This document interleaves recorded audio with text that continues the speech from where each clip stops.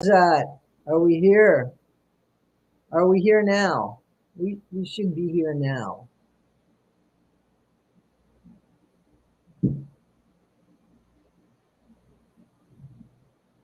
But you should be able to see me now, right? You guys see me now? Can you see me now, guys? Yay, yay, okay, it's new, it's new. So can you guys hear me too? Okay, great. So, all right.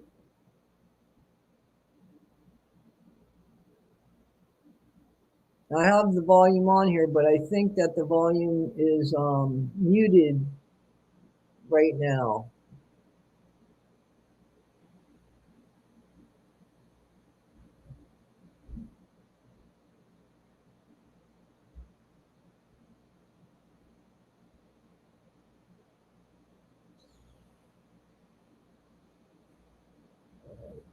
So y'all can hear me. I'm just waiting for sound there. I don't think that they have their sound on yet. I want to say that they don't have their sound on yet.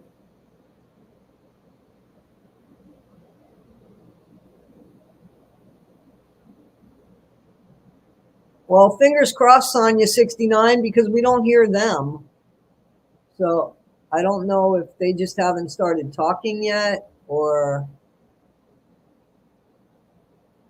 I don't know what it's going to take for them. My mom is watching this, so say hello to my mom.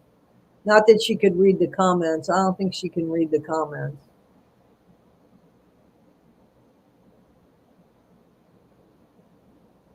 Let me go here. I'm at the bottom now. Court TV is not playing it yet. Okay, guys. Okay. Mom, everybody's saying hi to you. All right, guys. So I'm just hoping that I can get the volume here when it starts. How's everybody doing? I just put up a video, guys, about the responsibilities and moral compasses, about the responsibilities and moral compasses of content creators. I saw an interview where Sarah from Fancy and Sarah in Chillicothe, Sarah had something to say, guys. Oh, and I forgot to put that link on the video. Hi, Tiffany. Mom, people are saying hi to you. Justice for Corey, right on. Right on, guys. Right on. So you guys can hear me. Please tell me if we can't hear this. Thank you. Thank you so much, Marilyn.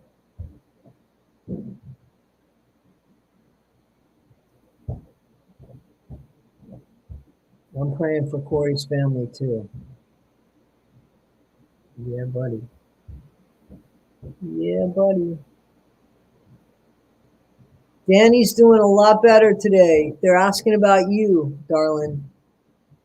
Danny's doing a lot better today. We went out a couple times.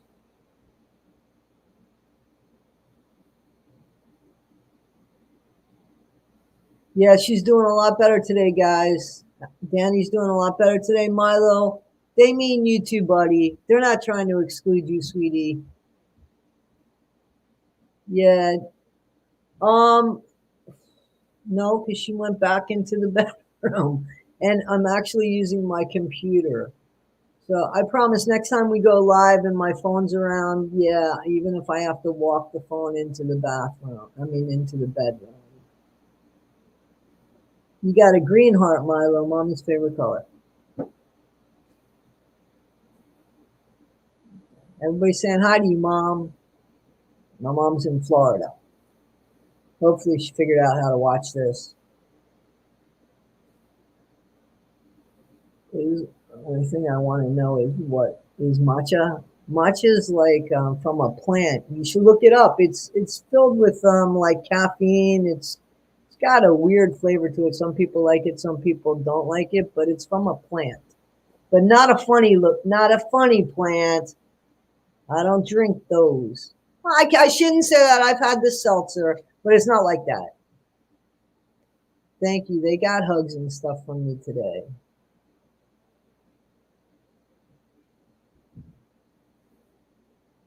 So they haven't started talking yet, right, guys? Hello from Ohio. Hi, Rosalind. Thank you, guys. No living being should ever eat processed food for every single meal of their life. Good, real food is simple. It looks like... Well, we know that the commercials came through. Did you guys hear the commercials? Did everybody hear the sound for the commercial of the bad dog food?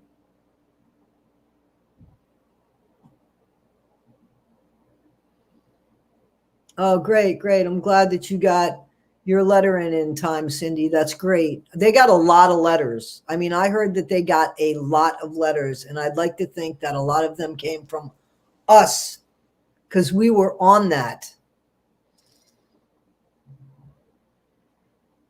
It will show that flagpole. I read something that'll show that flagpole. But did you guys hear the commercial with the dog food? I want to make sure. Okay. So you guys did hear that. All right. Yeah, they got a lot of letters. And then I got mine in a different format because I wrote mine, I guess, on a Mac. And they just sent it back to me. It's telling me that they sent it to the judge, but they showed me the format. It was fine. It was fine. It just showed me that they didn't mess with any of my wording or anything. So that was cool. I'm ready to hear stuff. Got 30 minutes. Hope it comes soon. Me too, man. Court Smart's operated by our Can we hear this? CH. Our official court reporter is present. She is the official record. Guys, I need the to know. Recording is not available for release. I'd ask counsel to please enter their appearances on the record. Good afternoon, Your Honor. Christine Lento, appearing on behalf of the state. Assistant Prosecutor Jamie Sherman for the state. Good afternoon, Ms. Lento. Good afternoon, Ms. Sean Mario. Good afternoon, Your Honor. Mario Lucia on behalf of Mr. Gregor, who is seated to my left. Thank you both. Good afternoon, Mr. Gregor. Mr. Gallucci, there is a pre-sentence investigation report in this matter prepared in anticipation of sentencing. Did you have an opportunity to review it with your client, and is it accurate for sentencing? It is, Judge. I have had an opportunity to review my client. I actually reviewed it with the person this week, and it is accurate. There are no corrections to be made to it. Thank you. It's good news. Mr. Gregor, you have the right to address me regarding your sentencing, sir. You have 45 days from today to appeal the sentence I'm about to impose upon you. If you miss that time frame, you could lose your right to appeal. If you can't afford an attorney on an appeal, one will be appointed for you. Separately, you have 5 years from today to file what's known as a petition for post-conviction relief. Those 5 years are not enlarged or extended by any time spent on appeals.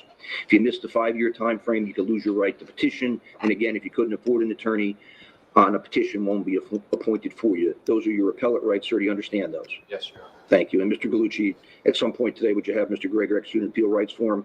Should be one in the box right in front of you there. All right, so I'll hear from defense counsel. Mr. Gregor, if he wishes to make a statement. I'll hear from Mr. Gallucci if he has any family members of the defense that wish to be heard, and I'll hear whether the state objects or consents to that. Then I'll hear from the state, and I'll let the state guide me as to what victims would like to be heard. Mr. Gallucci. Your Honor, I just want to start by commending the staff that you have here at Ocean County, from the sheriff's offices to the clerks, all the people that I was involved with over the length of this trial. And even today, they've treated me and my client with the utmost respect and dignity, and they should be commended for that. Thank you for those comments. Thank you. Judge, there are no winners here. We have a young lady who overcame many obstacles in her life and is now the mother of a new child. She is moving on with her life, but will always be reminded on a daily basis of the loss of her first child. Then we have a young man here in the prime of his career who is just convicted of very serious crimes that will lead to his incarceration for a significant amount of time. And then we have Corey, who I never had the opportunity to meet, but from the videos I've seen and the pictures I've seen, was a gregarious, energetic, funny child who loved the solar system. Christopher's parents, Dave and Carolyn, have regaled me with stories of Corey. And he's the victim here. So I'm going to rely on my submission to you and the mitigating factors. I believe I rely on mitigating factor 2, 7, 8, 9, and I'm going to ask you to craft a very best sentence. Thank you. I acknowledge receipt of the sentencing memorandum by defense counsel, the sentencing memorandum by the state, Remember how some additional horrible he was to Brianna, exhibits by the guys? state, and a Remember how variety of letters, horrible which I'll Bellucci discuss was to in Brianna? detail later. Mr. Gregor, sir, is there anything you'd like to say about yourself or your case? Yes, Your Honor. Please go ahead. Just want to say thank you for the opportunity to speak today. And Brianna, we haven't talked since Corey passed away. With everything that has been said, I just want to tell you that I'm sorry that you lost Corey. He was, to say simply, the best. I know we'll miss him for the rest of our lives. And the 2 years that I knew Corey were very difficult, but they were the greatest years of my life. And he was a happy, energetic, loving, radiant young boy who flourished in his life in all aspects the last year of his life. And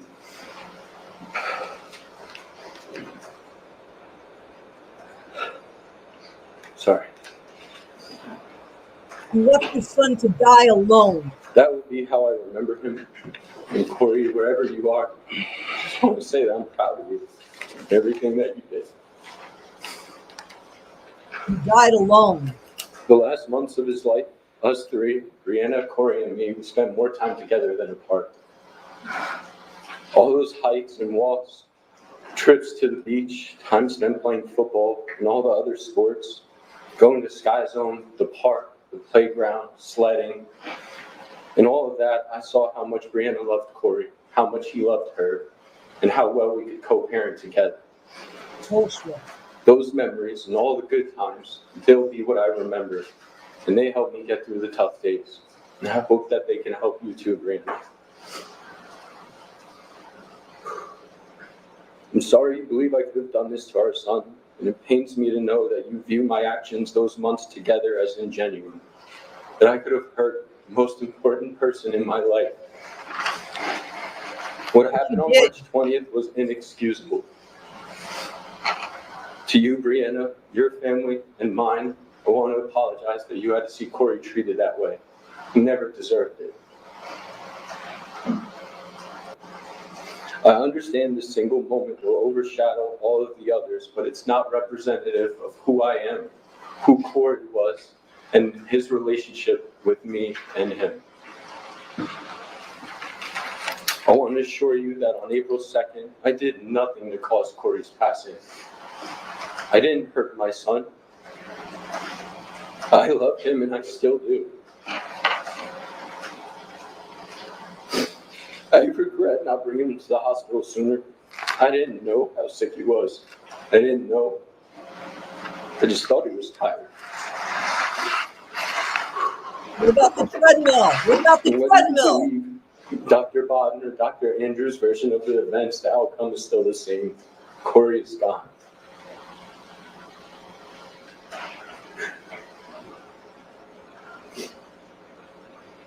He had so much to give this world, and he still can.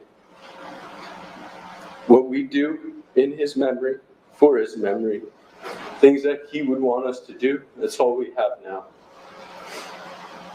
To the court staff, sheriff officers, to the jury, and to you, Your Honor, thank you for being professional through this whole process. I understand you have a job to do today, Your Honor. Sentence me for the crimes I've been convicted of today. 40 years! 40 years! I ask that you please consider all of the evidence presented in and out of this courtroom when making your decision today. You're a piece of shit. I ask you to sentence me fairly, taking into consideration my entire life, and not just based on the 12 days. Thank you. Thank you for your comments, sir. His entire life was Mr. covered Bellucci, up any by questions his of the dad, defense who side? was a cop. Thank you. And Dad I'll defer to was either prosecutor covered for up by the his dad. Thank you, Judge. Corey was a beautiful 6-year-old whose life was taken from him, and there's nothing that I am going to be able to say that is more important than the facts that came out in this courtroom, and more important, as to what the defendant did. It is difficult to think about the suffering that Corey had to endure both during his life and during his death. It is difficult to contemplate the fear that he must have lived with every single day, doing the little things in life and even doing the simple things every time that he was with his father, the defendant. Christopher Gregor abused his son. He ended his life. And then he left him alone in the hospital to die. One can only imagine what was going through Corey's mind in those last moments. One could only imagine how scared he was, how confused that he was, how truly abandoned that he felt. And there is simply no mitigation for those actions. Aggravating factor number 1 applies. The defendant's actions were cruel and depraved beyond the elements of the offense. In regard to the endangering, Your Honor, Corey didn't merely run on a treadmill and fall. He fell. The defendant bit him on the head, and he fell 5 more times. In regard to the ending of his life, Corey suffered a laceration to his heart, but those were not the only injuries. He also had a lacerated liver and a bruise to his lungs. He suffered multiple injuries. While Corey was at the apartment, he vomited, he defecated, he endured suffering. While Corey was fighting for his life, Right? the defendant took a selfie, not even having the decency to put a shirt on Corey. While Corey's body was shutting down, the defendant ordered food. When Corey was going into cardiac arrest, the defendant was more concerned about the date that he had set up for that night. The defendant didn't call 911. He didn't call a doctor. He didn't call an ambulance. He did nothing. He didn't let his mom, And this the kid's added mom, do. to the suffering that that little boy had to undergo. The defendant then throws Corey in the back seat of the car, where he is left all alone. When the defendant gets to the hospital, he tells the staff not to contact Corey's mother. While he's on the phone with Corey's mother, he does not tell her where Corey is. Not only did he end Corey's life, but he took away his last moments that he had with his family.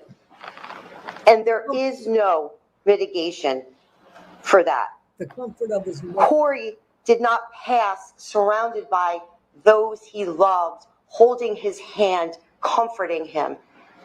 He passed alone with strangers.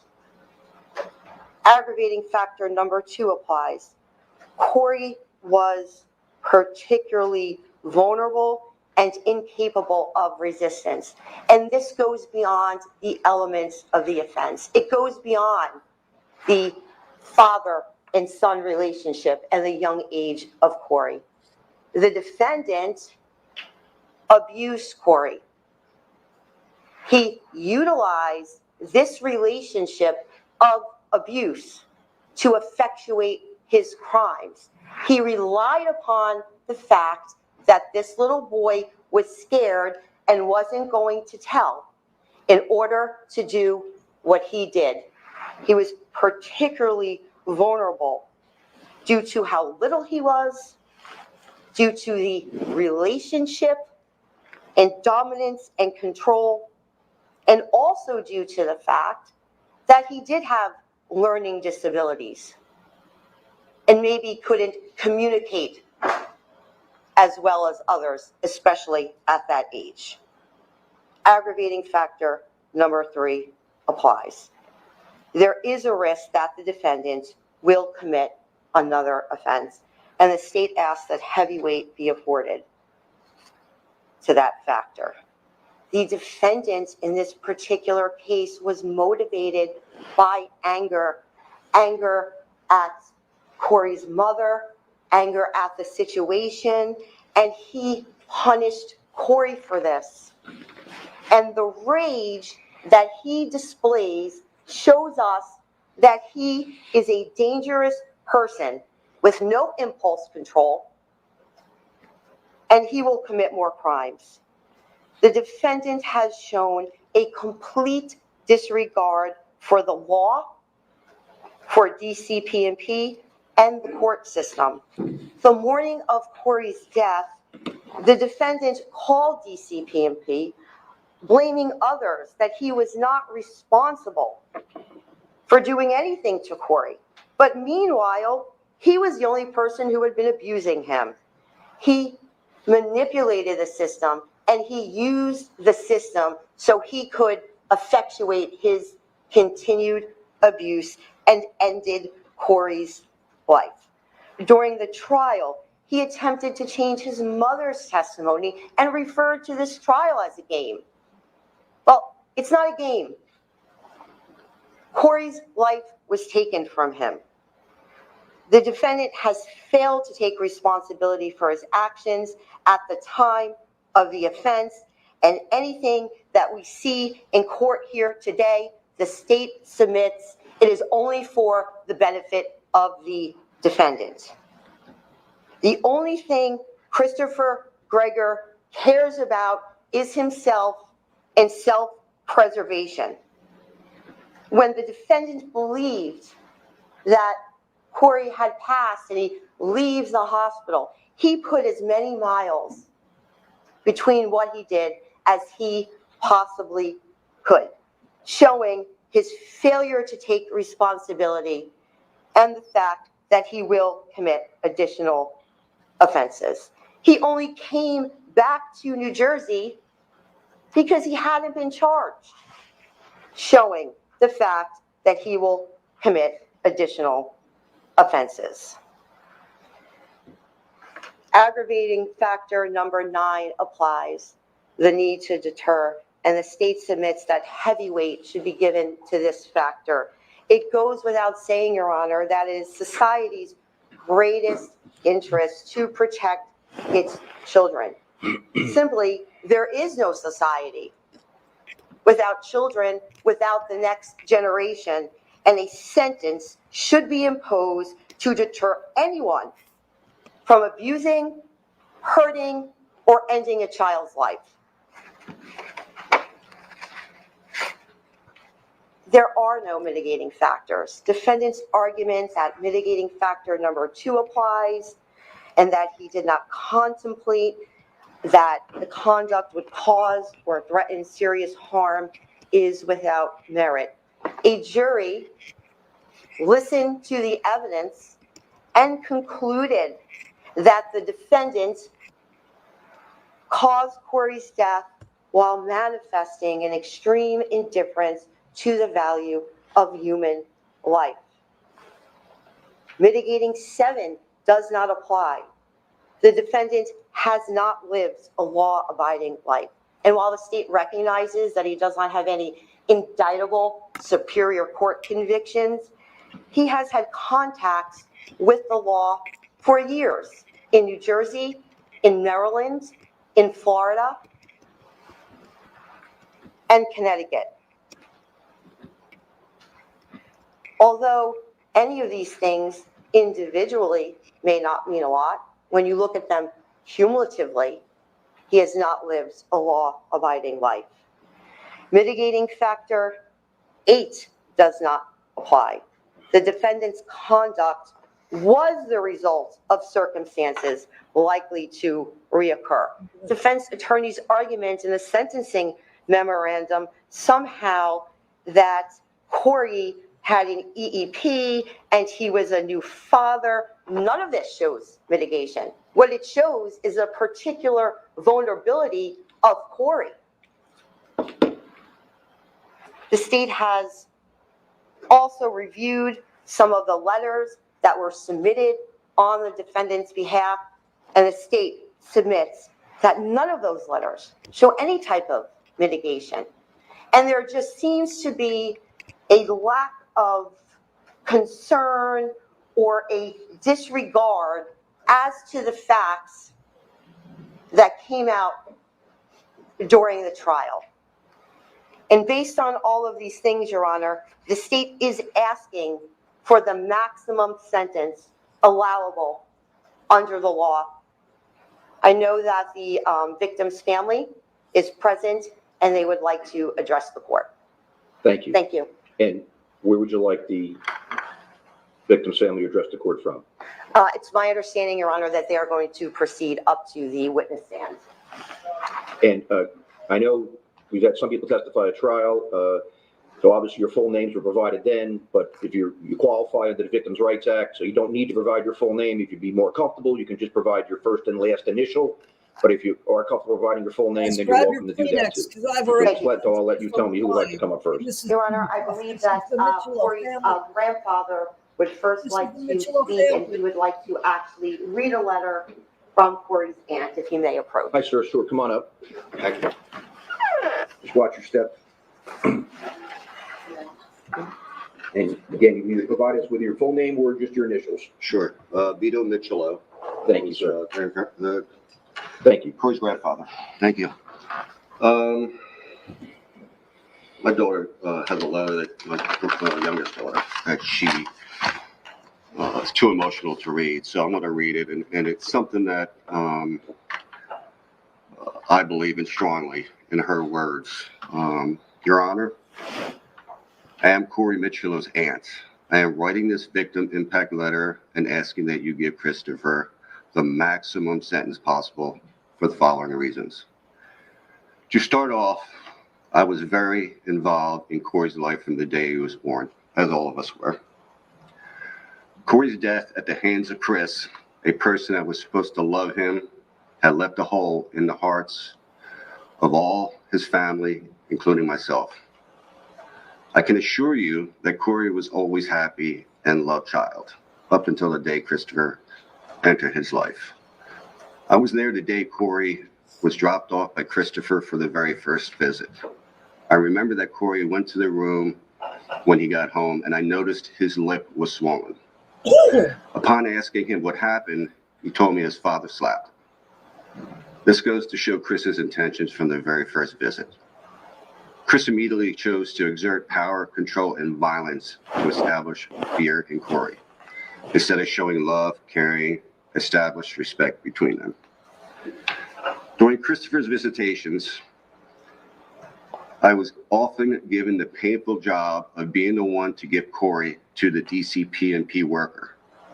Many times when he showed up, he would hide in the closet and beg not to go, to the point of having a panic attack. He would tell me how scared he was of his dad and to please not make him go. As much as I wanted to tell him he didn't have to go, I didn't have a choice in the matter. Sadly, this continued for the rest of Corey's life, very short life. This is the painful reality of what Corey and my entire family had to deal with every single time he was forced to see Christopher.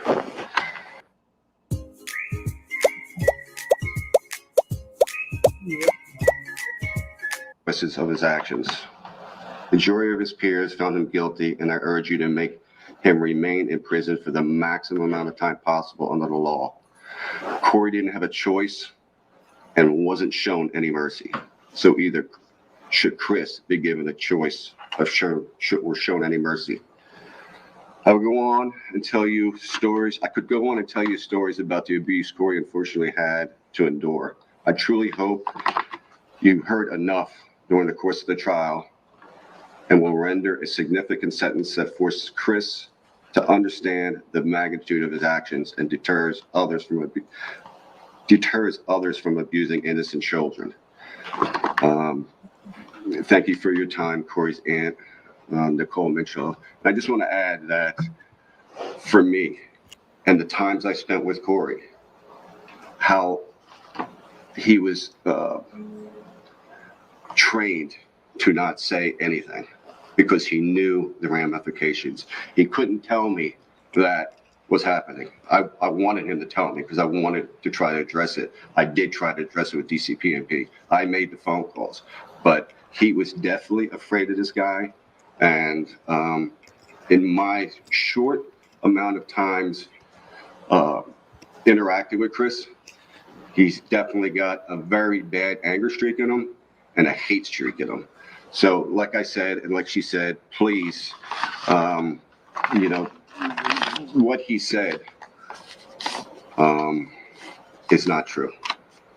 He's a very hurtful person. He's very mean. And if he has a chance to do it again, he will do it again. So thank you, sir. Thank you for your comments, sir. Thank you. So that was Brianna's death. Ms. Lento. Your Honor, I believe that Corey's grandmother would also like to address the court.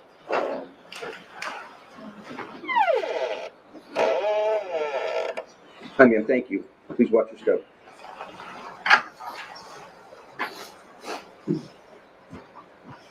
And you can either give us your full name or just your initials. Rebecca Mitchell, Corey's Gmod. Thank you, ma'am.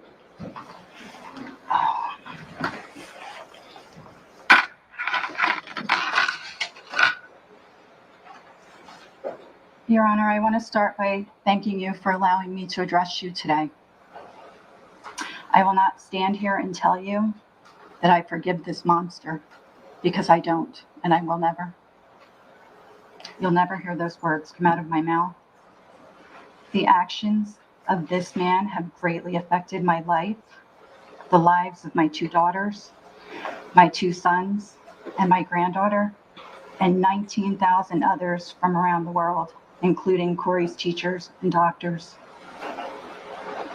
On April 2nd, 2021, this man lost control and he beat my grandson, and he denied him medical attention for several hours, only taking him to the hospital by car when Corey was within an hour of death, and leaving him to die with only a nurse and hospital staff around him, denying my daughter and myself to be with Corey, and denying Corey the comfort of having people who loved him with him as he took his last breath.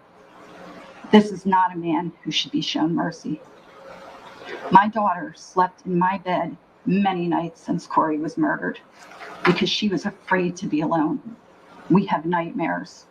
I see that treadmill video in my nightmares. That video that this monster sat in this courtroom and watched and didn't shed a tear, not 1 ounce of remorse. I'm being treated for several mental health disorders since Corey was murdered: PTSD, nightmare disorder, depression and anxiety. I'm on several medications to get through the day. I can't work. I'm no longer living, Your Honor. I'm existing. Your Honor, this man took advantage of a 16-year-old child when he was 21. He used alcohol and drugs, and Corey was conceived as a result. Corey was the dirty little secret that Chris never wanted anyone to know about. He demanded an abortion. He met Corey when he came home from the hospital. He knew Corey existed, but hid the truth from his family for years. None of the Gregors wanted Corey. David Gregor told me Corey should have been aborted. This man has a long history of alcohol abuse, 2 DUIs, drug abuse, domestic violence resulting in a restraining order, and child abuse that started long before he had visitations with Corey. He abused an ex-girlfriend's son while they were living in the Gregor home in Monroe Township. The DCPMP case was closed after the girl moved out of state. The system failed Corey, but Chris Gregor and his family also failed Corey. This man has never had to answer for any bad behavior. It seems it always went away somehow. Your Honor, my life will never be the same. Corey was wanted, loved, and doted upon by my family. We enjoyed watching and helping Brianna raise him. I have difficulty going into a store and seeing little boy clothes and toys that Corey would have loved. In September, when everyone is preparing their kids to go back to school, I wonder what backpack or shoes Corey would have chosen. I can't go to my nephew's house or my great nephew's birthday parties because seeing them makes me sad. Corey should be at those parties.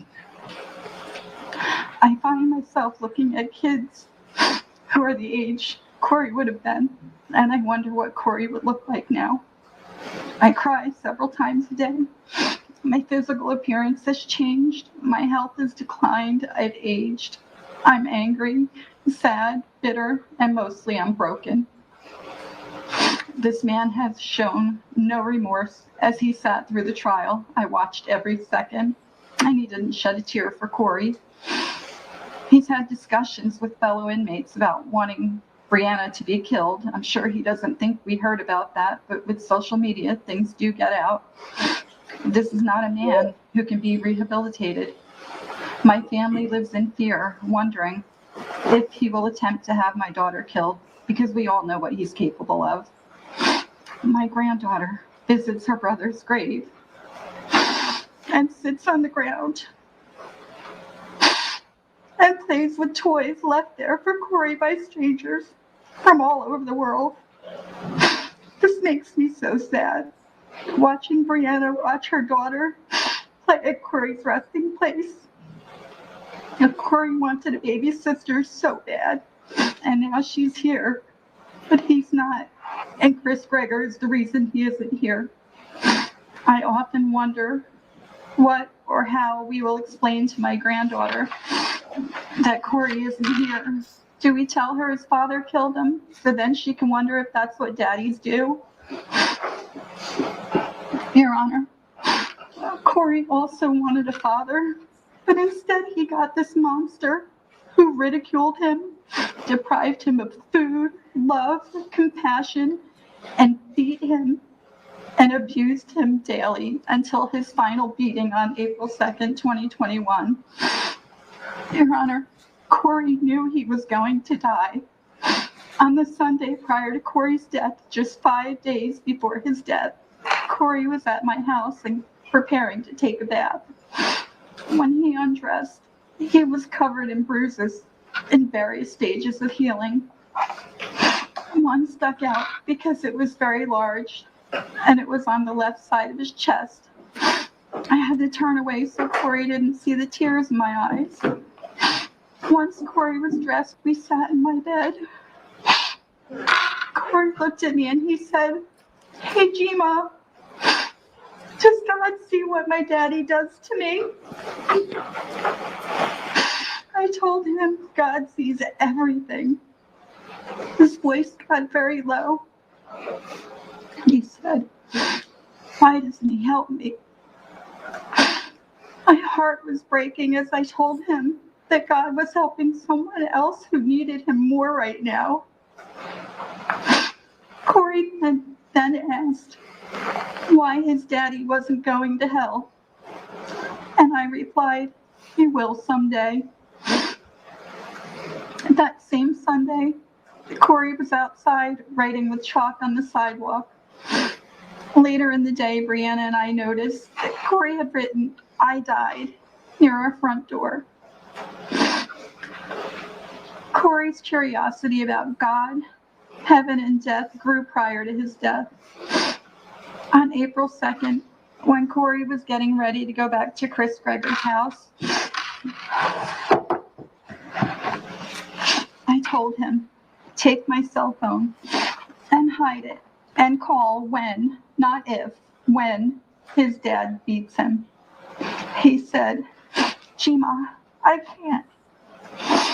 I told him to run to a neighbor, to which he replied, I can't. His little face so serious. Corey knew nobody could help him. He knew he was going to die, and he accepted it. Your Honor, my conversation with Corey 5 days prior to his death and the day of his death will forever haunt me.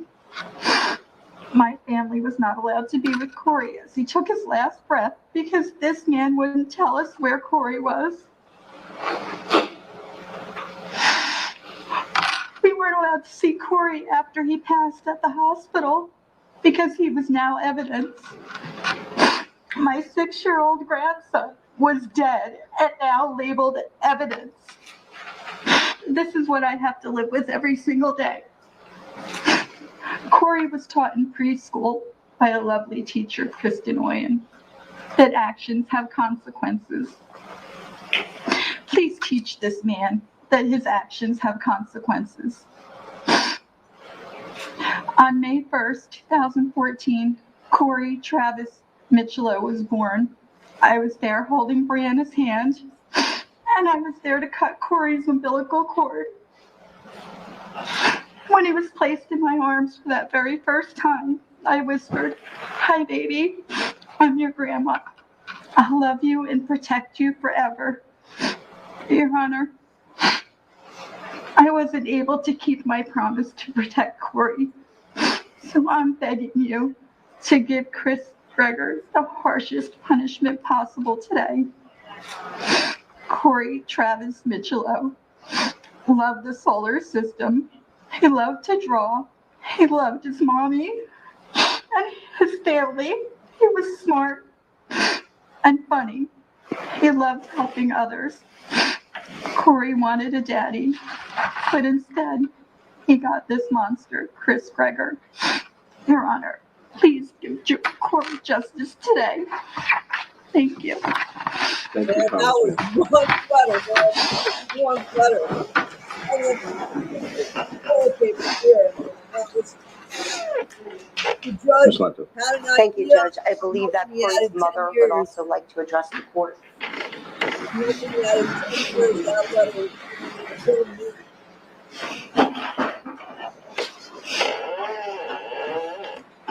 Hi, please come on up, please watch your step. Yeah, you shot after. Yeah, you can use your initials, your full name. Brianna Mitchell. Thank you, please have a seat. This is Corey's mom, Brianna. Your Honor, my name is Brianna Michelo, and I appear before you today not only as a grieving mother, but also an advocate for justice. On behalf of my son, Corey, I stand here before you to plead for justice that Corey rightfully deserves and to press for the maximum sentence of Christopher Gregor, whose actions have inflicted irreparable harm in our lives. For you to fully understand the gravity of the situation, I will flash back to the July of 2013. This day marks the beginning of a traumatic journey defined by manipulation, abuse, and ultimately an unspeakable loss. At 16, I first met the defendant, who was 21 at the time. He proceeded to feed me drugs, alcohol, and took complete advantage of me, which led to the conception of Corey. From day one of my pregnancy, I knew I would keep Corey regardless of the way he was conceived. Corey didn't ask to be brought into this world, and I knew I owed it to him to bring him into this world with unconditional love. Corey was and still is my life, my world, and my everything. I would also like to speak about my past, which I am not 100% proud of. You heard a lot about it throughout the trial, and so did a lot of the world. It was very upsetting for that to come out because I've worked extremely hard for many years to be where I am today. I admit I abused drugs, but during the trial it was made out that for some reason my son deserved to be killed because his mom was a drug addict. That is absolutely disgusting. I stand here today clean and sober, and I know Corey would be so proud of me. Unfortunately, my son is no longer here to tell his story, so I'm here to be his voice and tell his story along with all the others sitting in the gallery who have continued to stand by me. Not once have you seen the defendant shed a tear for Corey in the last 3.5 years since he killed him. And today was fake. I don't believe a word he said, and I don't accept any apologies. He has no remorse for any of the actions he committed. And his only remorse, like you saw today, was for himself because he got caught and convicted. Another reason I could think of is, everything he had done to Corey was done out of spite towards me. Another reason I could think of is he's sick in the head and used Corey as his punching bag. On April 2nd of 2021, was not the first time that he abused Corey, but it was the last time. He never had an ounce of love for Corey. And to the defendant, Corey was just an inconvenience in his life. He never hugged him. He never praised him. He never told him he was proud of him or that he did a good job. He punished Corey every chance that he could get, and I cannot even begin to imagine what my son dealt with behind closed doors with this man. On April 2nd of 2021, I hesitantly dropped Corey off at the defendant's home, which is a mistake that will haunt me for the rest of my life. I kissed my son goodbye unknowingly for the last time. I wish I knew what was going to happen and I would never let him go. At 3 p.m. the same day, I received a phone call from the defendant where he stated Corey was very sick and he was taking him to the hospital, and then hung up on me after he asked for my insurance card. As an extremely concerned mother, I called him back with no answer and continued to do so along with texts for hours to find out where Corey was and what was going on. For those few hours, my mother and I called every hospital in the area with no luck. The very last hospital finally said he was there. That there was a knock on the door. It was our local police there to tell me Corey had passed away. My healthy 6-year-old boy who was just alive and well with me a few hours ago is dead. My heart dropped and my whole body collapsed from the shock that took over my whole body. I was unable to breathe. My mind was racing, and I felt like I was no longer inside my body. All I remember is screaming that they had the wrong child because Corey was fine this morning. I actually convinced myself that it wasn't him and they had the wrong kid for a while. My next question was, where is Chris? I needed to know what happened, and he was nowhere to be found until the next day when I found out he was in Tennessee. No one was able to tell me what happened to Corey except Corey died at the hospital. I couldn't even see my son until a week later at his funeral because his body was evidence. The defendant took away my chance to say goodbye to Corey while he was passing away, and not once did he pick up the phone he was using to converse with many of his girlfriends, to call 911, to seek medical attention, which could have potentially saved Corey's life. Instead, he allowed Corey to suffer silently for hours. Once he realized how bad it was, he threw him in the car and then proceeded to drive 15 minutes to the hospital. He slowly walked Corey into the hospital with no sense of urgency, even when he knew how bad his condition was. I fully believe that if we took Corey to the hospital as soon as he received the lethal blow, he could still be here today. There were many steps he could have taken to save my son's life. Instead, he sat home and let Corey slowly die for hours. Every day since April 2nd has been an absolute living nightmare, and it is now the new reality for me to replay Corey's horrific death repeatedly in my head. It's the first thing I think about when I wake up in the morning and the last thing I think about before I fall asleep at night. I dread normal conversation with people because I always get asked, how many kids do you have? I say 2, and they follow up asking how old are they? That's when the grief sinks in, and I have to tell them my 6-year-old was killed by his father. It is such an indescribable feeling when I found out I was pregnant with my daughter. A sense of guilt was all I could feel. I wanted more kids, but how do I love another child? Is it fair to Corey? That is all I could think about. Now I know this is not true, and I love my daughter with all my heart, but I always will feel an emptiness, no matter how many children I have.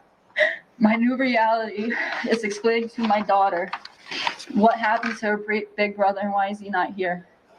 I live in fear every day, every second of the day, that something will happen to my daughter, and I will lose her too. It's a horrible feeling, and it causes me such bad anxiety. I take her to the cemetery to see Corey every weekend. And at 1.5 years old, she knows where Corey is buried. It is every week. It is heartbreaking. She sits and plays with the cars and toys we left there for him. I live in a nightmare, and I would never wish this feeling or how I must live on my worst enemy. Throughout everything he did to Corey, Corey still loved him. He looked up to you, and he still wanted to be. I'm sorry. And he still wanted him to be like a real father who treated him like a son. Instead of being a good role model for Corey, he decided to beat him to death. Why? Were you jealous of him? Did you hate me so much that you took it out on Corey? Were you abused as a child? Not that that's a good excuse, because you could have overcome it and became the protector he needed as a child, but instead you became a killer. There was no amount of love in his actions, and only a disturbing amount of hate. It seems like he hated Corey simply because I loved him, and he felt deprived of that love. He couldn't even control himself for long, because after the first visit with my son, he started abusing him. My son didn't even know him, and he was beating him. He was abusing him from the first time. I thank God. I hate you for not letting me say goodbye to my son, but I thank God your face is not the last one he saw. I'm sorry. What this monster did was pathetic, disgusting, and I wish him nothing but the worst. One could only hope that karma comes to him quickly. After all he's done, you would hope he'd admit what he's done, but no. Instead of grieving, I had to fight for justice for 3 long years. Go to trial just to relive everything. I had to see that video that I never wanted to see. I didn't have to see it until 2 weeks before this trial. I went 3 years without seeing it. Oh, I'm sorry. Just for you to be found guilty anyway. What was the point of that? Just to make it worse for us? Are you that crazy that you convinced yourself you didn't do this? I hate you. I will never forgive you. And I'm going to skip that one. You have stolen my full potential at happiness. And I will never have my son back. My family will never feel whole again. My daughter will never get to meet her brother. And my boyfriend will never get to be the father that the defendant should have been to our son. He took my whole world away from me. He has shown and proven to be that special kind of dirtbag he claimed I was. Your Honor, all this monster had to do was say he did not want to be a father. No one would have. Mark Molinaro supported banning abortion nationwide. Fuck. Now, he could be the deciding vote for a total abortion ban, with no exceptions. Tell Mark Molinaro, stop attacking our rights. Design, develop, scale, Yes, repeat. this guy. Wix Studio, the platform for agencies and enterprises. No, I don't have. That he inflicted on Corey. I hope that every moment he spends in prison is haunted by the torment of knowing he killed my child. I fear when Christopher Gregor gets out of jail, whenever that is, he will come after my family and I again. I fear for our lives. His twisted mind truly thinks that I caused all this and that he's in jail because of me, even though he's here because he killed him. I truly believe if he ever gets out and gets the opportunity, he will kill me. Your Honor, Corey should be going into 5th grade in September, hanging out with his friends, playing sports and enjoying his life. Instead, he will never experience finding his first girlfriend, graduating high school, falling in love, driving a car, getting married, or having kids. Christopher robbed him of his entire future, and Corey could have easily lived until he was 80 years old. He stole over 70 years from Corey and thousands of memories he could have made. I will never see my son again. I miss him and I love him so much. There are countless reasons Christopher deserves the maximum sentence. He rejected what I considered a generous plea deal, which shows how selfish and ignorant he is as a person. I beg you to not allow this injustice to continue, and he must face the full consequences of his actions. Thank you for allowing me to speak, Your Honor. He was offered 30 years. You guys hear me? He was offered 30 years and he didn't take it. Ms. Linda. Your Honor, the state would move for imposition of sentence. I don't know if counsel has anything else. You previously asked for permission to play some video. You wish to do that? Mr. Gallucci, do you have something else? Yeah, Your Honor, Mr. Gregor, if you would allow it, at this point, would like to address the court. What's the state's position? Your Honor, we would defer to the court. So I offered you that opportunity earlier, and I don't want this to become, I was about to ask Ms. Michelot to address her comments to me, but I don't want this to become an attack by one family on the other. I'd be happy to hear comments directed towards character issues or the sentence to be imposed, not to refute topics that are outside the scope of this trial. So with that proviso, I'll be happy to hear from. They got it. You're talking about David Gregor, correct? I am. Yes. I've He's a piece spoken of to him, shit. So his son would like him not to speak.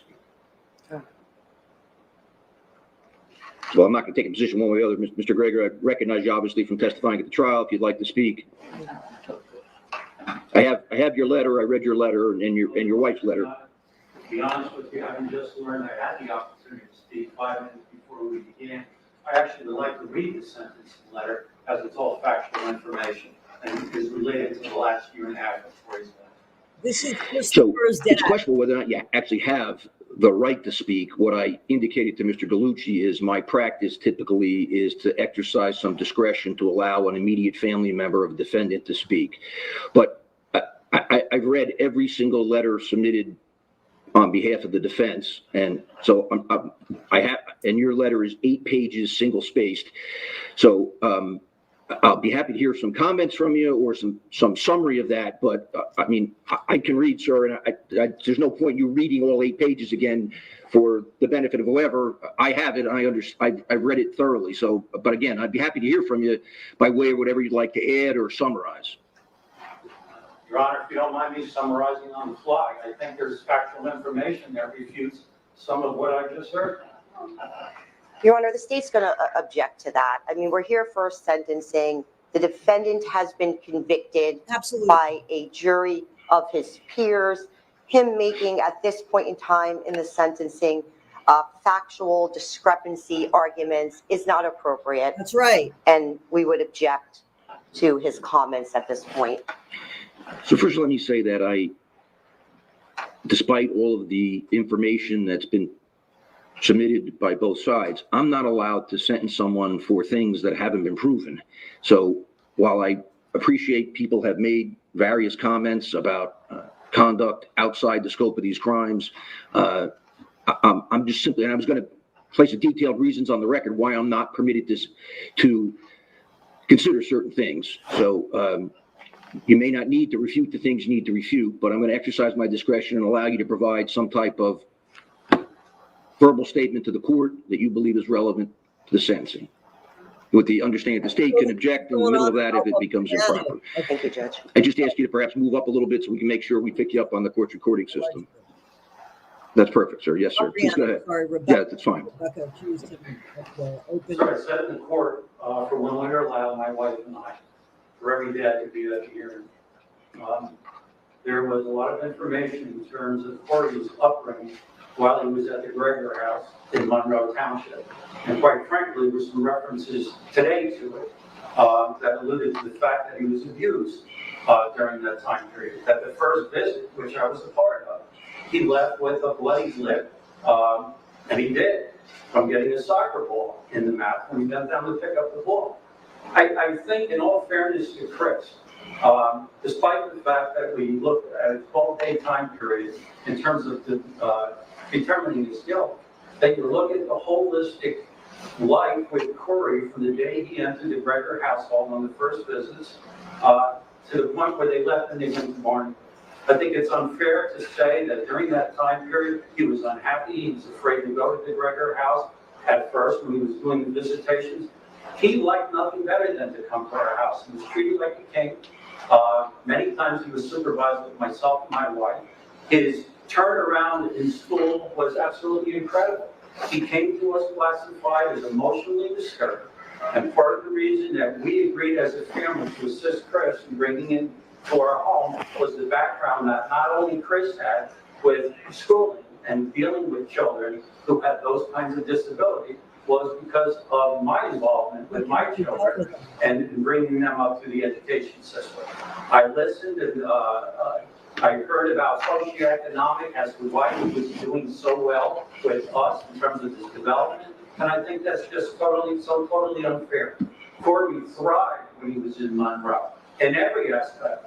His speech improved, his ability to go from classes where he needed constant help to thriving in a general education class, to the markedly increase of his grades, to his social ability. He joined all types of sports. Chris was actively involved in everything from soccer, basketball, baseball, whatever he could play, Chris fostered it. Chris volunteered to coach. To say that he was unhappy and he was abused, it didn't go on for the 8 months he was at our house. And I can say that on behalf of my wife, my other son, and my daughter, who interacted with him daily. When I hear stories about how he was afraid to come to the house and talk about certain things that Chris did, there are many things he shared with me that I'm sure you don't want to hear in terms of his treatment beyond our house. It's in my letter, and I know you've read it. I also know that you have access to the DCP reports. There's a lot of factual information that didn't come out in the trial, and it's a shame. I know you consider, the judge, the jury considered only the evidence that was presented. The problem is all this information went out through the media, and only one side went out. You've noticed since day one that my family and I sat back and said nothing. There's much we could say to counter what was being presented here and what was being presented in terms of attacking us on social media. There's so much more to say. I trust that you've read the 8-page letter. I had only hoped that the information in there, and it's all factual information, it's all backed up by going to a police report, a DCP report, statements on the telephone, everything that I said, there's a piece to back it up. It's evidence. It's not my opinion. It actually happened. The problem is those 8 pages are not read to anyone else. It's going to be up to me and my family subsequent to this to get that information out, because what was presented here is so one-sided. I don't know, and I don't use the word fair or equitable, but in terms of Corey's upbringing and how well he was doing, it wasn't talked about and it wasn't presented, and I think that's a shame. Thank you for your comments, sir. All right, anything more from the state? Your Honor, we do have some pictures we would like to show the court regarding Corey. Thank you.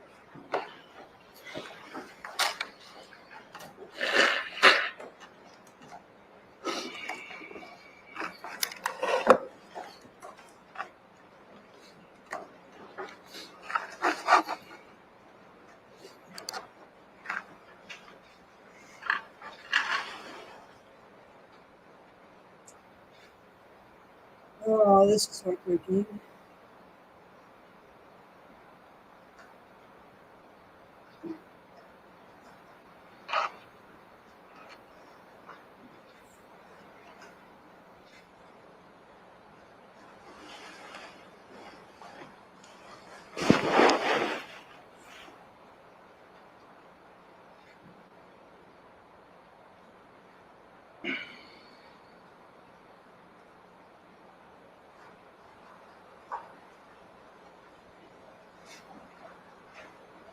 He was really cute, really cutie pie.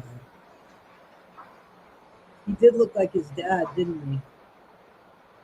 Can anybody hear me?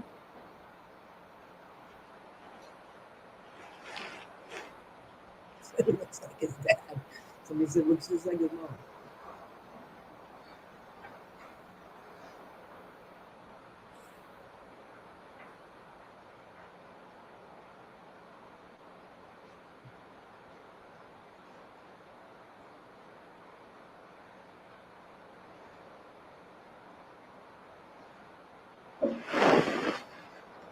See, like his dad there, but then there's pictures he does look like his mom. When his hair is darker, he looks like his mom. And there's like a profile that he looks like his mom.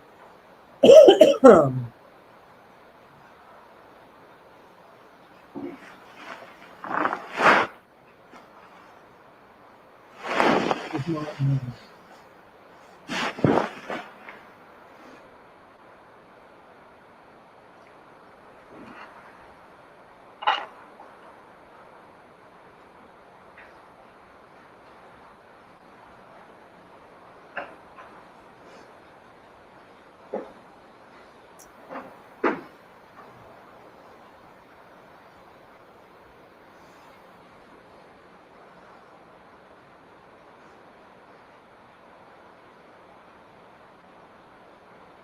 That's sad.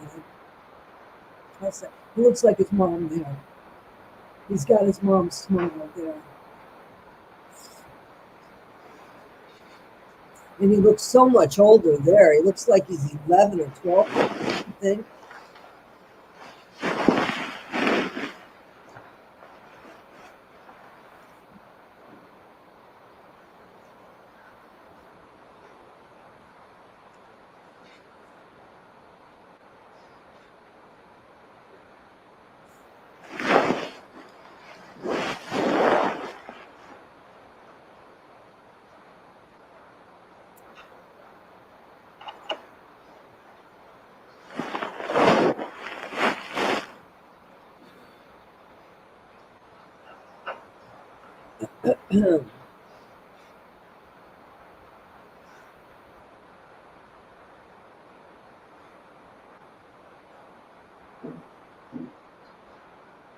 He definitely got his heart and soul from his mom, for sure.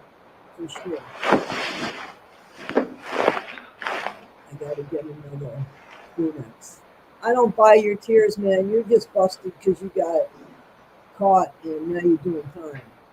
Oh, I love that picture. And he looks just like his mom there, right? Just like his mom there. He looks so much older there with the hat on.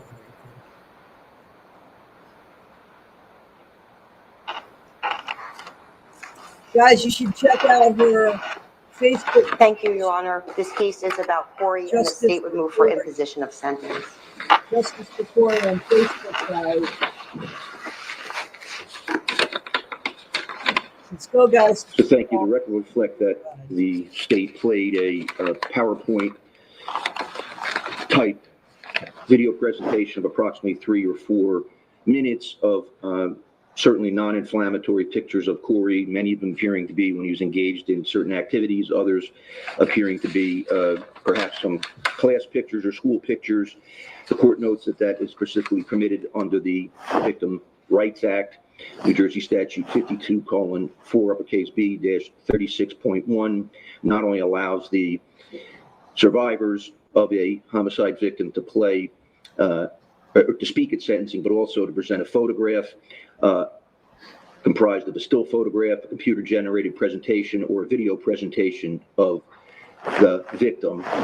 And there was no objection. I wanted to place on the record that that is what's occurred, and the pictures were all thoughtful presentations of Corey as a boy up to approximately 6 years of age. I'm going to make a series of findings and review some facts. I appreciate you had your client stand. When I get to pronouncing sentence, I'll ask him to stand again. You can't get life behind bars. So first, there's a pre-sentence report prepared in this matter, which the court's required to consider. It confirms that defendant was found guilty by a jury verdict on May 31, 2024 of Counts 1 and 2 in indictment 22-07-1332, count 1 being endangering the welfare of a child, a second-degree crime for events occurring on March 20, 2021, and count 2, the lesser included offense of aggravated manslaughter, a first-degree crime for events occurring on April 2nd, 2021. Defendant is now 32 years of age. He reported to the pre-sentence investigator that he's in poor physical health as a result of sports injuries, including a left ankle injury. Those injuries are not particularly relevant for sentencing. Defendant has been able to receive appropriate care in the Ocean County Jail, and the New Jersey Department of Corrections would be able to provide appropriate care for any such injuries. He reports being in good mental health. He graduated Monroe High School in 2010, and he attended various colleges, first in Connecticut and then transferring to various other locations, ultimately obtaining a Bachelor's of Science degree in psychology in 2015 from Ashford University. He thereafter continued his education, attending a master's program at Johns Hopkins University in Baltimore, where it's reported he obtained a master's degree in special education with a secondary degree or certification in mathematics in 2019.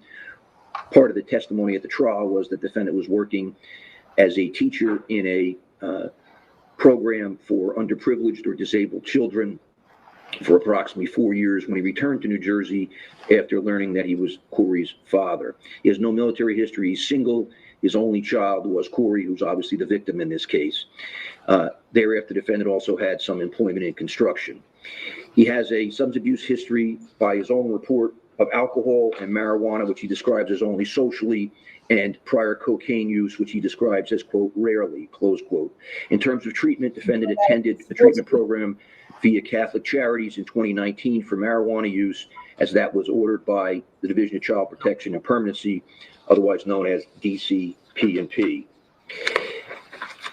In terms of prior contacts with the criminal justice system, the defendant has no ascertainable juvenile record. The pre-sentence report provides information about criminal record, not only as an adult, but as a juvenile in this or other states or in any United States court. So as an adult, defendant had a municipal ordinance charge against him for loitering in Jamesburg in 2011, for which he received fines in municipal court. That's not a crime or offense under the Code of Criminal Justice in New Jersey. It's a local ordinance violation and is of somewhat little weight, little to no weight really, with respect to this sentencing.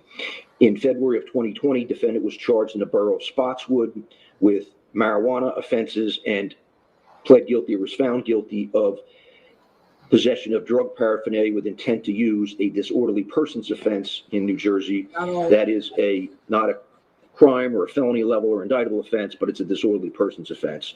His next reported contact was the endangering charge and the homicide charges. In this matter, the court has received numerous character letters from both sides. Or I should say character letters from the defense and victim impact letters. Let me make clear what I have considered and what I'm allowed to consider in this matter. I've always considered the pre-sentence investigation, as I'm required to do that. It's mandated by both statute and court rule. The excellent sentencing memoranda submitted by both sides. The character letters submitted by defendant's friends and family, as I'm required to consider those. The state has submitted additional exhibits, which I've reviewed and we'll talk about in a moment.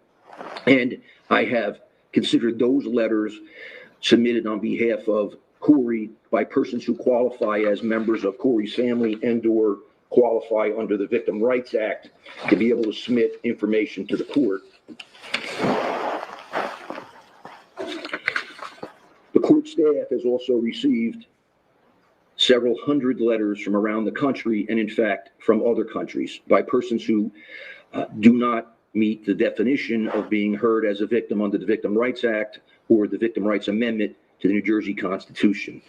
In a homicide case, the victim includes a spouse, parent, legal guardian, grandparent, child, sibling, domestic partner, or civil union partner of the decedent. New Jersey Statute 52:4, uppercase B-37. So I'm not permitted to consider those letters or review them. My court staff engaged in an excellent system to screen me from things that I'm not permitted to consider, and no part of my sentencing decision today is based upon those letters. I certainly respect everyone's right to have an opinion, but a sentencing proceeding in a criminal court is not permitted to be based upon a popular opinion poll. Instead, I'm required to make my decision based upon the Code of Criminal Justice in New Jersey, the aggravating and mitigating factors set forth in New Jersey's sentencing statute 2C:44-1, and the Supreme Court and appellate precedents that are binding upon me. The letters I have reviewed, however, that are permissible for me to review, present two diametrically opposed portraits of the defendant. Defendant's friends and family characterize him as a loving and caring father, that he gave up his career teaching in Baltimore and returned to New Jersey upon learning that he was Corey's father in approximately 2019. They claim that Corey was the center of defendant's universe. He took Corey hiking, on trips to the beach, bought him a bicycle.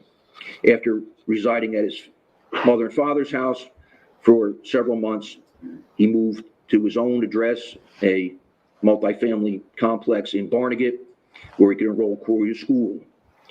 Family indicates that at times Mr. Gregor was able to work remotely so he could care for Corey a greater period of time. They claim that Corey's grades improved, his subject matter skills improved in school, his behavior improved. Refer to the fact that defendant had an apartment with a separate bedroom for Corey where there were toys, a bed, and furniture. Many of the letters express a great deal of frustration and even anger about comments on the internet and the intense social media coverage given, as well as some of the news media coverage. It's not appropriate for this court to respond to the comments people have made on the internet. I did not review them, and I don't intend to.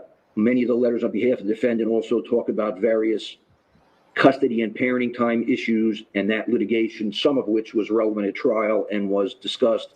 But this is a criminal sentencing proceeding, and it's not an appropriate forum to relitigate those custody orders. Many of the letters submitted on behalf of the defendant also indicate agreement with the opinion expressed by Dr. Michael Bodden. It's at times criticized me for not somehow telling the jury to accept Dr. Bodden's opinion over Dr. Andrews. Credibility questions are reserved exclusively for the jury, and that is whether it be a fact witness or an expert witness. Anyone who's here for the trial knows I gave the jury detailed instructions with respect to every expert witness. I read a separate instruction on the jury's evaluation of expert testimony. Craving a weight loss solution that's right for you? Hers can help you access weight. None of it. And that was the jury's province to do so. It was not for me to interfere with that. In fact, it would have been inappropriate for me to interfere with that. Both experts were well qualified. While Dr. Bodden may have somewhat more notoriety, Dr. Andrew was obviously a well-qualified forensic pathologist with years of experience and even a pediatric specialty. Defendant's mother and father wrote very detailed letters to this court. I have no doubt that they are genuinely suffering as a result of this. They indicate that they lost their first grandchild as a result of it. Defendant's father submitted an 8-page letter where he expresses how the loss has affected him and his wife, as well as a great deal of comments with respect to, or I should say a great deal of frustration with respect to the comments on social media. Defendant's mother also submitted a very heartfelt letter about how this has affected her as well. Defendant's other family members and many friends submitted letters attesting to his character. There were 14 letters on behalf of family members, 23 letters on behalf of friends. I've considered them to the extent they're appropriate. However, one thing is important to address. Many of the letters submitted on behalf of the defendant tried to portray the treadmill incident in a certain way. They indicate that defendant Christopher Gregor was a driven athlete, that he learned as a child, if you fall, you get back up. And they tried to portray the treadmill incident as simply that. If you fall, you get back up. That is an unreasonable and inaccurate portrayal of what we all saw on the treadmill incident. You're damn right. You cannot analogize that treadmill incident to a young boy or girl learning to ride a bike without training wheels and falling. Son, get back on and try again. That's not what we saw in the treadmill incident. The victim side has submitted a variety of letters which present a starkly different picture. They portray the defendant as a monster. They described acts defendant has committed against Brianna, Mikolo, other acts against Corey, and even against third parties, all of which were outside the scope of this trial. The claimed defendant has a long criminal record, that he's been convicted of offenses. Some of that was mentioned by the victims today, the victim representatives that spoke today. The court can only sentence a defendant for what he's been convicted of, not for actions described respectfully in hearsay accounts that are not supported by criminal judgments of conviction or some other finding by a court or written admission by a defendant or oral admission under oath by a defendant. In fact, courts are not permitted to use what's called as propensity evidence absent a prior criminal conviction.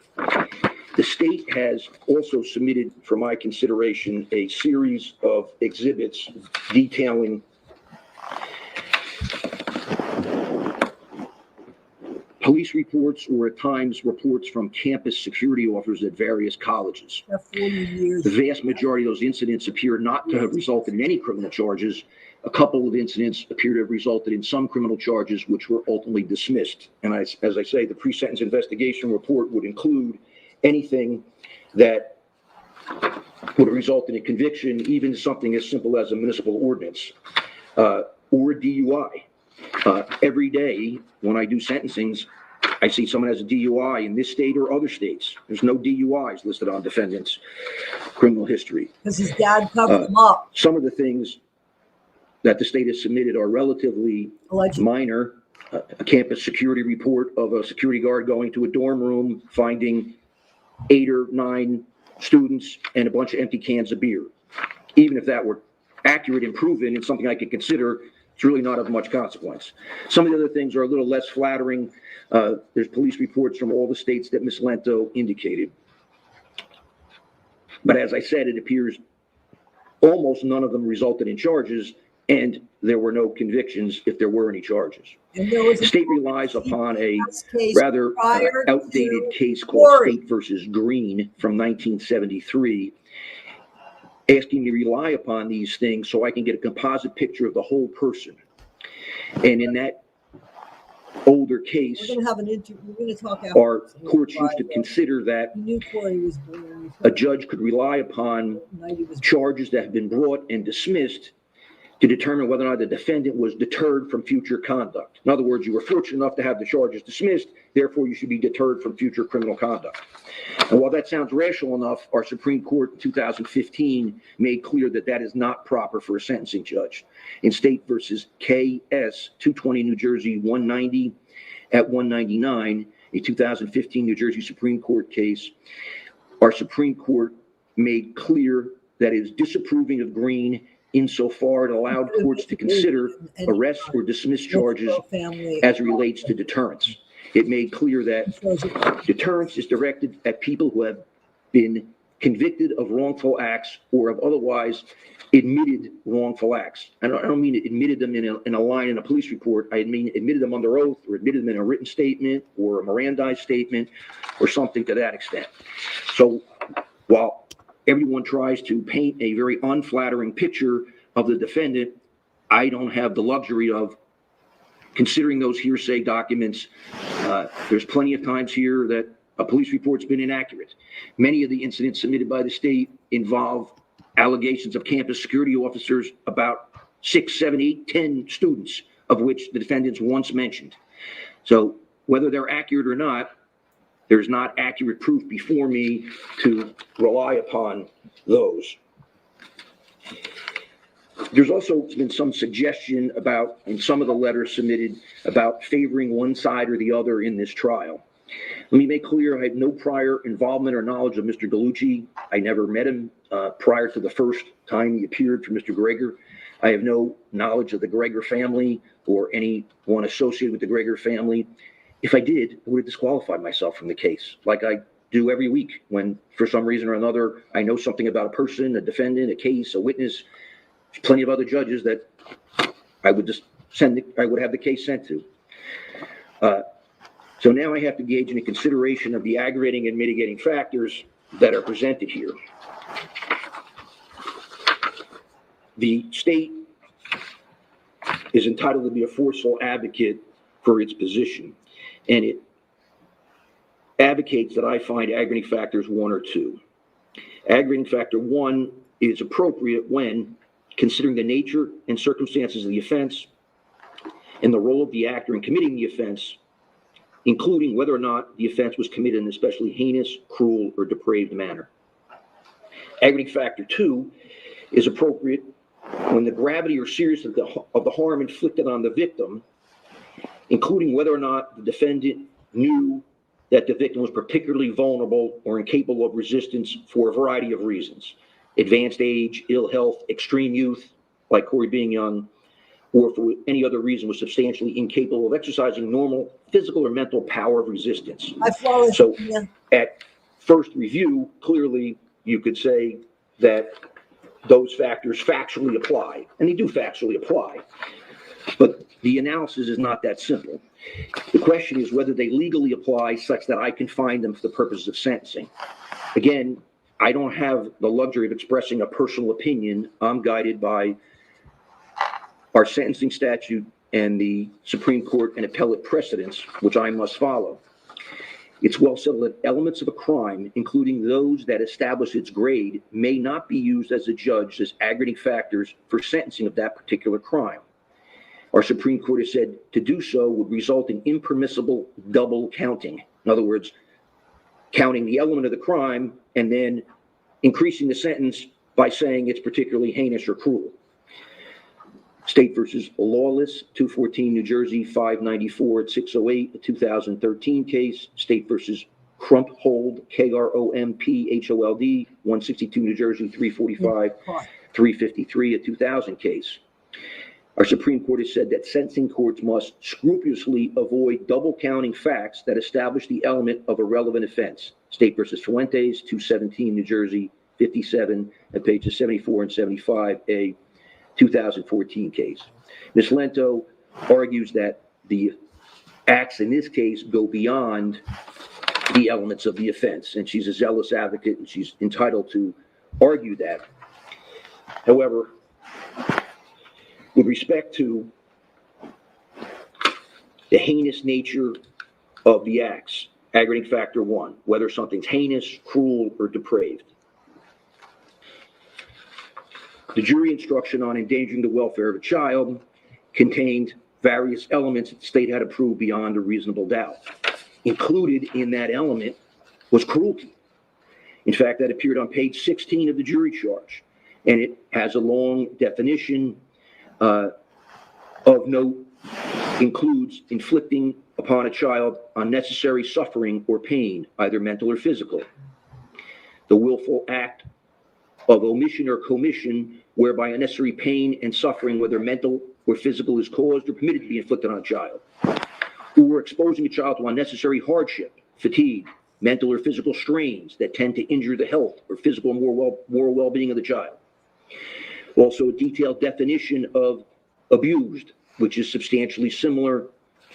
I read these in detail to the jury at trial. I don't need to read them now, but despite the zealous arguments by the state, that cruel, heinous act is an element of endangering the welfare of a child. What makes the treadmill video endangering is not one slip on the treadmill video.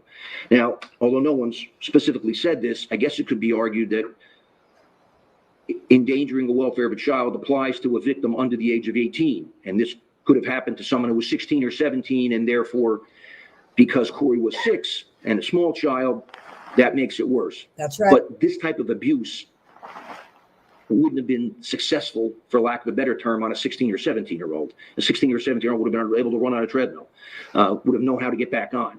The abuse on the treadmill is only inflicted because Corey is of that youth. So aggravating factor 2, that Corey's incapable of resistance because of extreme youth, is again an element of the offense. You can't picture a high school 17-year-old or 16-year-old being put in that situation. You can picture, and we all pictured and we saw it at length, Corey being put in that situation because of his youth and his father's ability to control him. There's no audio in the treadmill video, but obviously Corey's getting back on the treadmill, not voluntarily, and then towards the last 2 falls, Corey's picked up by his father and put back on the treadmill. Hit in the head. So those are elements of the offense. Allegedly. And as much as I would like to say, yes, they're present, they're not legally sustainable. And all I'd be asking for is an appellate court to tell us they're not legally sustainable. So I can't find aggravating factors 1 or 2 because the offenses include that. The same is true with respect to the aggravated manslaughter offense. Not only did the state have to prove the defendant caused Corey's death recklessly, the state had to prove the defendant did so under circumstances manifesting extreme indifference to human life. Again, in the jury instructions, I advised the jury of what that means, that the state had to prove beyond a reasonable doubt that the defendant acted under circumstances manifesting extreme indifference to human life. And that phrase does not focus on the defendant's state of mind, but rather on the circumstances under which he acted.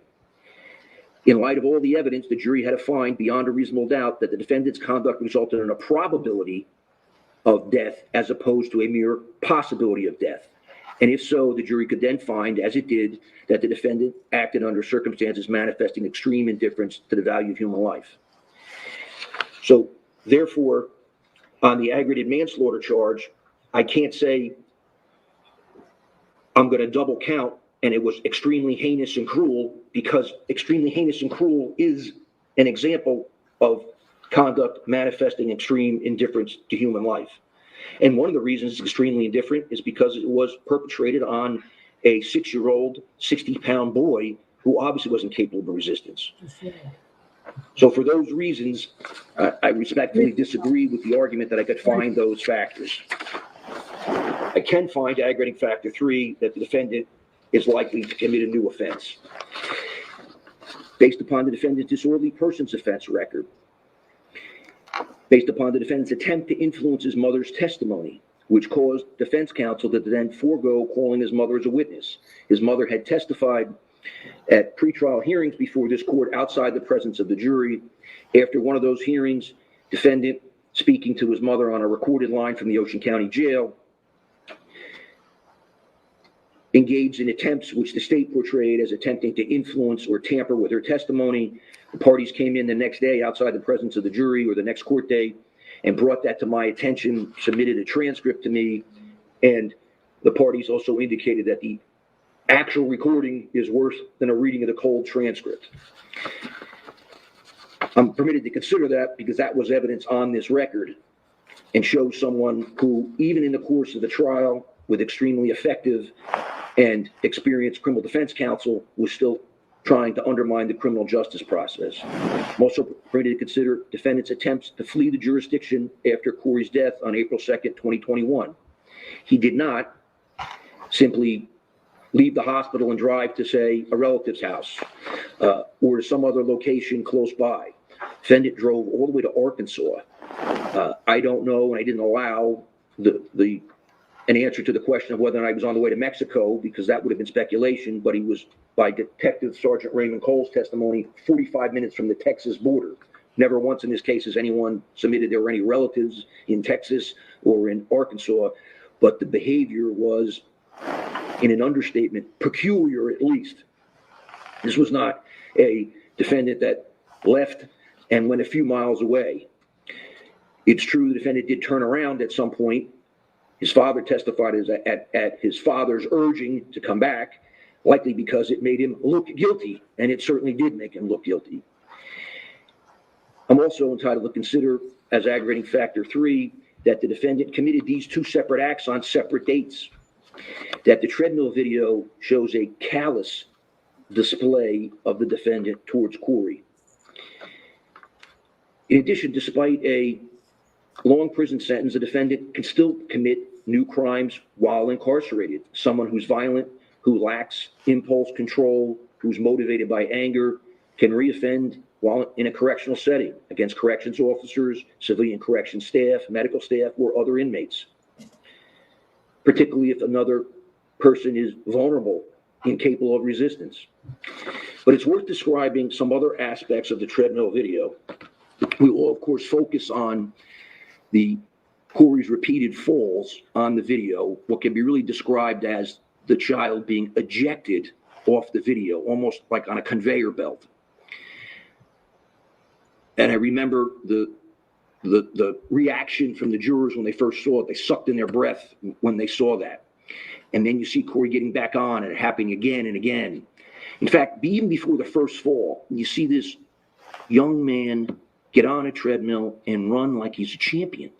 I can't imagine a 6-year-old who was able to do that. I was so surprised by that. He obviously knows how to use that treadmill. And then he's doing a great job for several minutes while his father is working out in the gym, doing various exercises. And then his father comes over and starts to increase the speed and perhaps the incline. And Corey tries to keep up. And you keep, when you're looking, you keep hoping that, okay, it's only going to be for a short sprint, but it just keeps going. And you see on the tread, Corey falling further and further behind. The defender doesn't walk around behind him to grab him. And you see finally he can't keep up. And then to everyone's horror, you see what happens as it goes on 5 more times. Mr. Gallucci described that to the jury in his opening statement as horrifying. Told the jury they were going to find it horrifying. And that was obviously strategic to try and minimize the impact of it. But because it is so horrifying, what do we kind of discount in the rest of that video?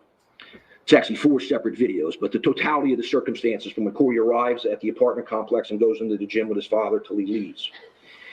You see Corey being brought into the parking lot by his mother and getting out of the car. You see the defendant approach the car. There is no loving interaction between Mr. Gregor and Corey. There's none of the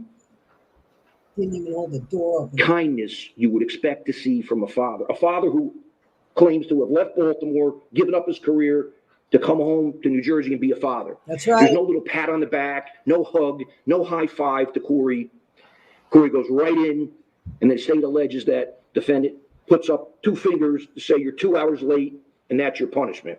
I don't know if that's accurate or not, but there is a shot of him holding up 2 fingers. And then after Corey falls repeatedly, and then they walk out, there's no loving interaction. There's no pat on the back. Good job, son. There's no hug. Are you okay, son? There's nothing. In fact, the defendant walks out and Corey is trailing behind him, having to grab the door himself. And I'm not denigrating Corey when I say that, but he's being treated by the defendant like he's the stray dog following along. So while I respect the character letters I received saying what a loving father he is, a picture is worth 1,000 words and a video is worth 10,000 words. So whatever happened that day, Corey was not receiving love or companionship or kindness or support. He wasn't even receiving what could be described as a tough father who's going to raise him to be a man. Get back on the bike when you fell off. That was abuse of the most egregious sort. And it doesn't square with the defendant's statements today. Now, to say that, however, I'm not suggesting that Corey was mistreated at his grandparents' home in Monroe. There's nothing to indicate to me that what happened at his grandparents' home was anything other than appropriate. His mother and father testified, both the mother outside the presence of the jury, the father inside the presence of the jury. Although I don't want to get into all the social media attention, I would say that both sides, Corey's mom's side and defendant's parents, have a right to closure in this matter. And this venom back and forth should not be directed by either side. The individual responsible for Corey's death and for Corey's endangerment stands before the court today in a green and white jumpsuit, and the focus should be on him. Based upon all that, I find aggravating factor 3 is present, and I give it moderate weight. I say moderate weight because of the lack of a serious record. But let's talk about that record for a minute. The pre-sentence report confirms that this marijuana offense, again, it's not an egregious offense. In fact, the under 50 grams is no longer a crime or offense in New Jersey. The drug paraphernalia, which the defendant pled guilty to, is a disorderly person's offense still in New Jersey, so I'm allowed to consider it. It has a February 2020 data violation, and just a week or so later, the imposition of a fine. But why is that date so significant in 2020? Because this is the man that returned from Baltimore in 2019 to come back and take care of his child, to give up his career, to be a great dad. We didn't have to do that. He could have said, listen, I've relocated. I didn't know I had Corey. I'll pay child support. But he's portrayed by himself and his family as being this unselfish, altruistic person that gave up a career with urban teachers, that left a position where he obtained what appears to be an extraordinary education, a master's degree in special education with a secondary degree in mathematics at what is by all accounts a nationally, if not world-renowned university. But he came back here and he gets arrested for drug use at a time when he's going through custody battles. So I'm going to come back. I'm going to come here. I'm going to try and be the best father I can. I'm going back and forth to family court. There's all these orders back and forth. The mother who admitted it, that she struggled with substance abuse, but yet I'm going to place myself in such a reckless situation that I get arrested, to the point where defendant was ordered by the Division of Child Protection and Permanency to attend a treatment program through Catholic Charities in order to be approved for parenting. So that adds to my finding as to aggravating factor 3, that the defendant, even under those circumstances, was motivated to commit low-level drug offenses when he had everything to lose and nothing to gain by them. Aggravating factor 9 is certainly present. That is the need to deter this defendant and others. That is both known as specific deterrence and general deterrence. While I've not found aggravating factors 1 or 2 for the reasons I stated, it is clear that the offenses in this matter involve cruelty to this particularly young child. Ah, shit. Guys, I'm sorry. I'm really sorry, guys.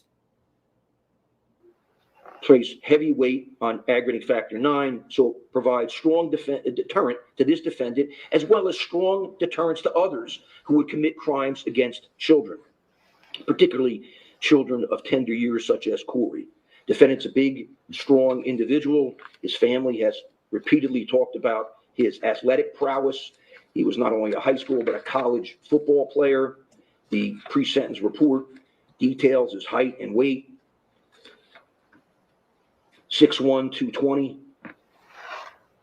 Corey's a little boy, was a little boy, and he deserved protection from his father, not abuse from his father. Mr. Gallucci has been a zealous advocate, and he has both in writing and orally argued for a series of mitigating factors. Mitigating factor 2 can be present when a defendant did not contemplate that his conduct would cause or threaten serious harm. While I respect defense counsel's position, everything you see on that treadmill contemplates at least the threat of serious harm. In fact, it's almost difficult to accept the medical testimony that the treadmill did not cause serious injuries. Dr. Andrew, I believe even Dr. Bob, testified there were some abrasions, some bruising, but Corey did not sustain serious harm from that. But any reasonable, objective person watching that video would certainly say it threatened serious harm, particularly for such a small child. It would threaten serious harm for an adult to be on a treadmill and not be able to keep up, and then to try and jump back on. And I don't think the 6-year-old was jumping back on his own initiative. He was doing it because he was scared, he was being told to, and he was following his father's directives. So there's no basis to find that mitigating factor 2 exists. Mitigating factor 7 has been argued that a defendant has no prior history of delinquency or criminal activity or has led a law-abiding life for a substantial period of time. So I'm required to give some weight to that factor because the defendant has no felony level convictions in this or any other state, no indictable crimes in this or any other state. He has one ordinance violation and the one drug paraphernalia that I've just talked about. So while not perfect, it's certainly not a serious record. Despite everything that everyone has said about arrests in other states, it's a little difficult to accept that if someone's arrested multiple times in all these jurisdictions, that no prosecuting attorney chose to file charges, or if they did, they were very quickly dismissed. So the speculation that this defendant has a serious record is just unfounded. I'm confident that the prosecutor's office would have submitted to me records of convictions that they existed anywhere. I mean, there are times I get records of convictions from Puerto Rico, and it takes the prosecutor's office a great deal of time and effort to get those. So here we have a series of police reports, which I can't consider. They're mostly one-sided hearsay anyway, but I'm not permitted under the case law to consider those. So I have to recognize some weight to be given to the lack of a record. So I give it moderate weight, but as I said, the disorderly person conviction is particularly telling because of the date involved, and it's when the defendant should know better, when he should be a law-abiding citizen, because he's trying to battle for custody of his child. So why engage in that drug use? And that's particularly true because the defense has, and I'm sure they felt obligated to, continue to raise Corey's mother's drug use, particularly during cross-examination at trial. So I find mitigating factor 7, but give it moderate rather than heavyweight. Defense counsel has also argued for mitigating factors 8 and 9, and they're somewhat similar. 8 would be appropriate when the defendant's conduct was a result of circumstances unlikely to recur, or the defendant's character and attitude indicate that he's unlikely to commit another offense. Those two mitigating factors, 8 and 9, are counterparts to aggravating factor 3, the risk to commit another offense. I've already found aggravating factor 3 exists, and it should be given moderate weight. Therefore, it's generally considered inappropriate to find mitigating factor 8 or 9. But regardless, those factors are not present, period, for the reasons I've indicated. I agree with the position of the state and the victims that defendant was motivated by anger, that he took advantage of someone who couldn't resist, someone of tender years, incapable of resistance. The treadmill video demonstrates Corey's fear. Someone who does that, who has that disposition, is likely to reoffend. Therefore, 8 and 9 are not present.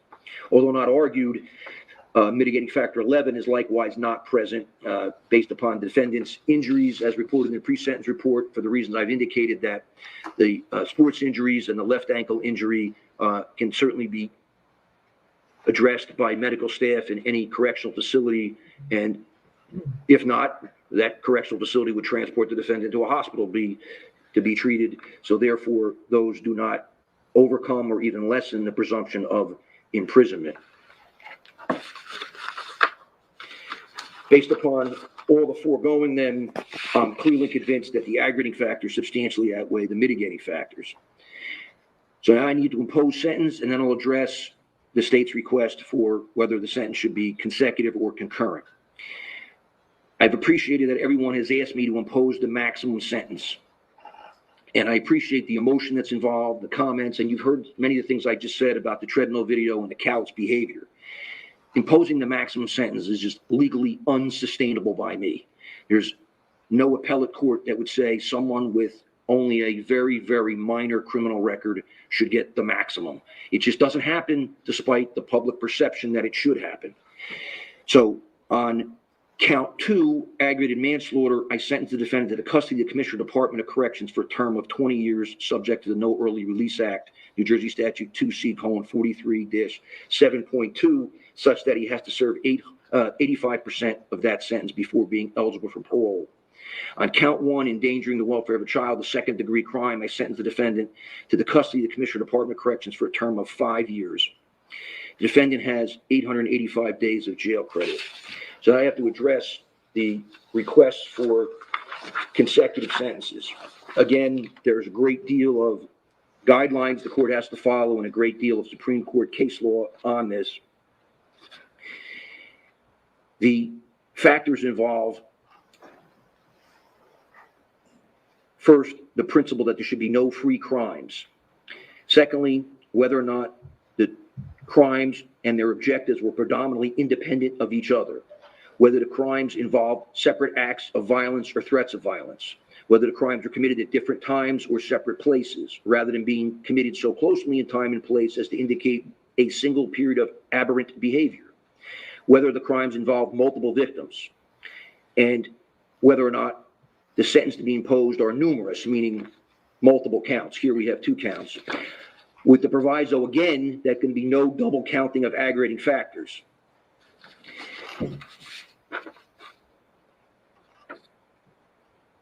when there are multiple crimes involving multiple victims, the law is that the total impact of singular offenses against different victims will generally exceed the total impact on a single victim. We don't have that here. We have a single victim. But first, not to impose a consecutive sentence for the endangering would be to make that endangering offense a free crime. And one need only view the circumstances of the offense and the video to know it shouldn't be a free crime. The crimes are somewhat interrelated. They're not completely independent of each other, but they are predominantly independent of each other. Corey was subjected to an awful time on the treadmill that I've described. It was brutal to watch that treadmill video because you rarely see a child essentially inflict harm on himself in the beginning until his father starts to put him back on it. So it doesn't take a vivid imagination to consider the fear Corey's in at that point.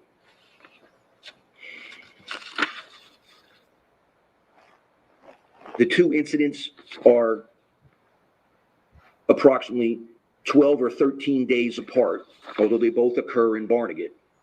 They're at different times, and they are at separate places, although relatively close together, the gym at the complex and the defendant's apartment at the complex. But they're not so sufficiently close in time as to be a single episode of aberrant behavior. This is not someone that went and committed 4 car burglaries in a parking lot, one after another, which would be a single episode of aberrant behavior. They clearly involved separate acts of violence and or threats of violence and harm to Corey. The second act being the ultimate act, which was successful in ending his life. They don't involve multiple victims. So I conclude, for those reasons, that it would be to send a message to the public, to the defendant, and to those who abuse children, that you can get away with one offense if you get caught on the other.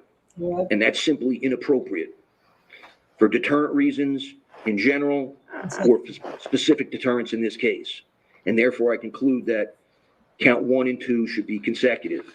The law requires me to make a additional statement on the overall fairness of a consecutive sentence. This is a requirement imposed by our Supreme Court in State versus Torres, 246, New Jersey, at page 246, a 2021 case, where our court held that the trial judges to make an explicit statement of fairness that explains the overall fairness of the consecutive sentence. So first, I've imposed sentence on the second-degree crime at the bottom of the second-degree range. Second-degree range is 5 years to 10 years. I conclude that if I were to go greater than the bottom of the second-degree range, I would be subject to an abuse of discretion as that being excessive. It is consecutive. Secondly, the endangering sentence is not part of the No Early Release Act. It does not contain a court-imposed period of parole and eligibility. It's referred to as a flat sentence. Additionally, I conclude that the consecutive sentence is fair because of the reasons I just articulated about no free crimes. Defendant is 32 years of age. Absent some unusual medical event for a young person, he will eventually be released to his own liberty.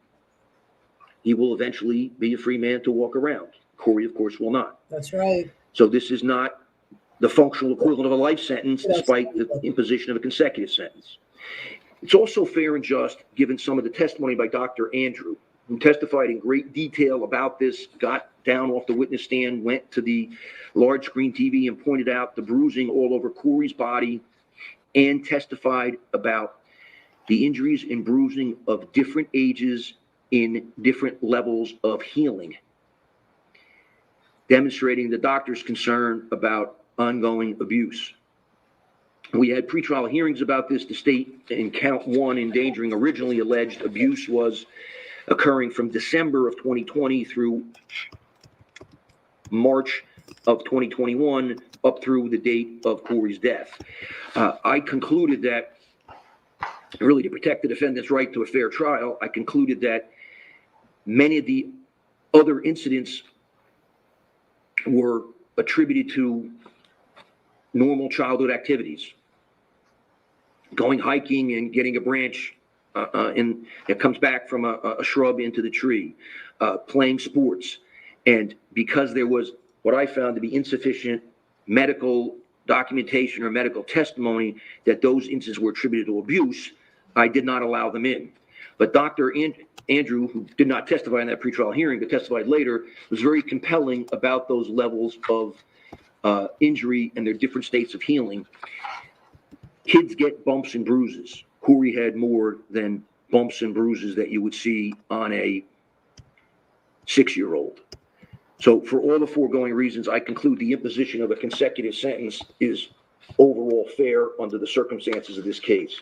The state's taken an additional position that I should impose the least restrictive or flat prison sentence first, such that it precedes the more restrictive prison sentence, meaning that the defendant should serve the endangering sentence before the aggravated manslaughter sentence.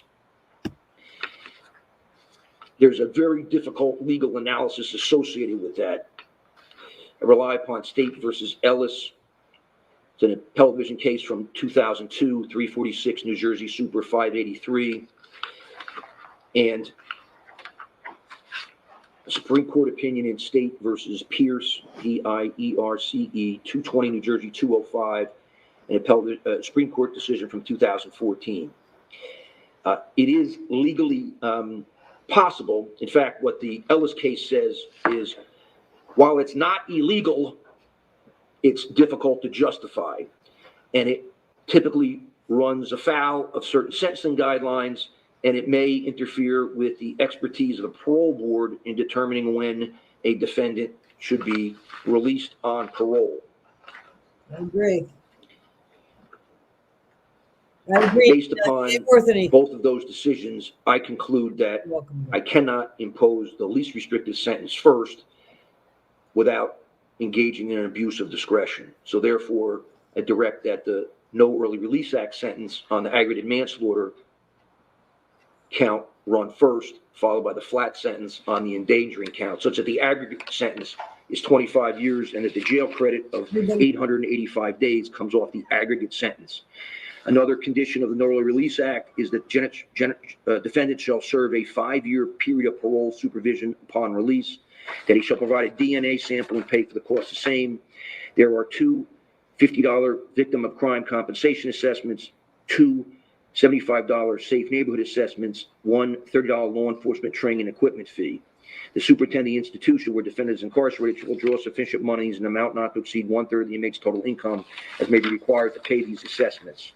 The Office of the Victim of Crime Compensation Board submitted a request for restitution for funeral expenses.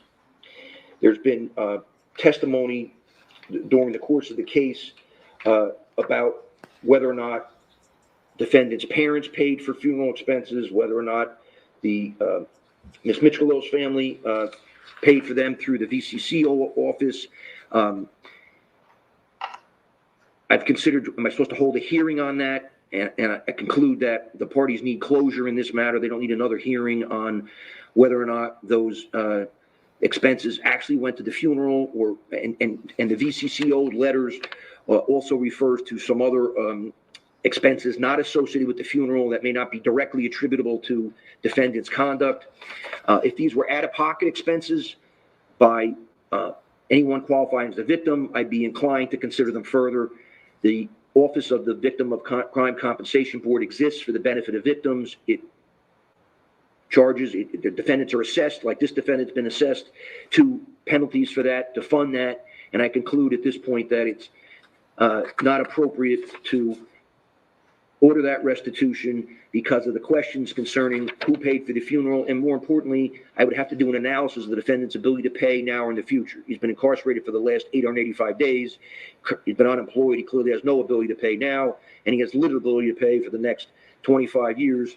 So I conclude for those reasons that mitigating factor 6 is not present There's no restitution to be paid, no ability to pay restitution. Therefore, I do not order restitution. If there's any bail in this matter, it's discharged. There are no dismissals. Madam Clerk, is there anything else I need to address? And Mr. Gallucci, we get his appeal rights form? All right. Anything further from council? No, Judge, thank you. Thank you, everyone, for your excellent presentations. That concludes the matter. Thank you. Wait, do not exit yet. The back row's gonna exit first. You guys.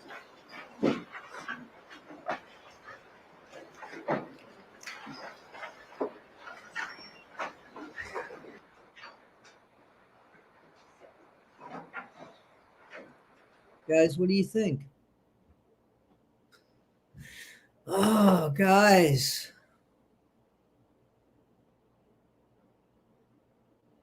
Guys, what do you think about that? Can anybody hear me?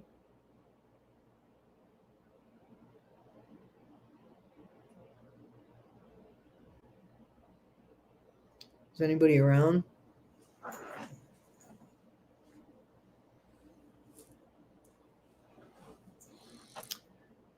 Okay, great. Can you see me and everything? You hear me okay? Well, guys, that was something, huh? Hey, Mom, if you're still watching me, I know it's 3:30, time to go to bed. Everybody say goodnight to my mom.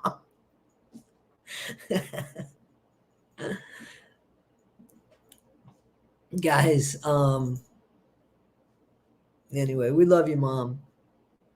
She does go to bed awfully early, though, you know. She's 80 something. I won't give out the number. Guys, so how much time do you think? He's got to do 85%. He already did about 4 years. It's consecutive, right? Didn't he say it was consecutive? So he got 25 years, take away. So he's 21 years at 85%. So what do you guys think? Yeah, 17 years. How old is he now? Yeah, but he's not going to do 25 years.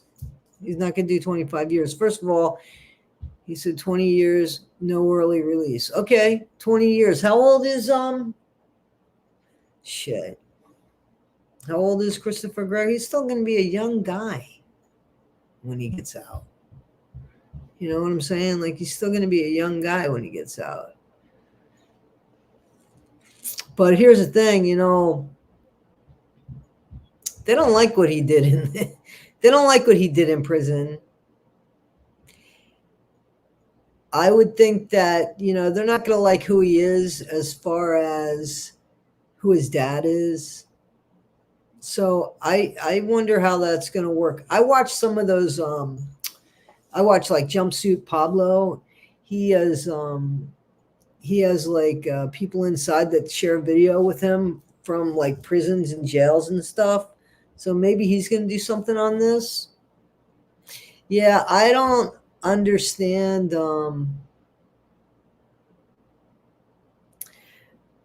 Can Daddy Gregor try to get out of prison? I don't think that Daddy Gregor is going to get him out. He can't do anything now. It's done. It's done. You guys know a little bit. Yeah, 17 years. Yeah. So you guys know a little bit about Gallucci, right? I couldn't believe how he started. He went on this great thing about how wonderful Brianna was. He friggin' executed her on the stand. Remember, he made her cry and just like, it didn't have to happen like that. You know what I mean? Like, he really ran over her during the trial and stuff like that. And now he was like, and you know, Gallucci's got his own crap. You should look up what his son did. Go look up what Gallucci's son did. He's another prize.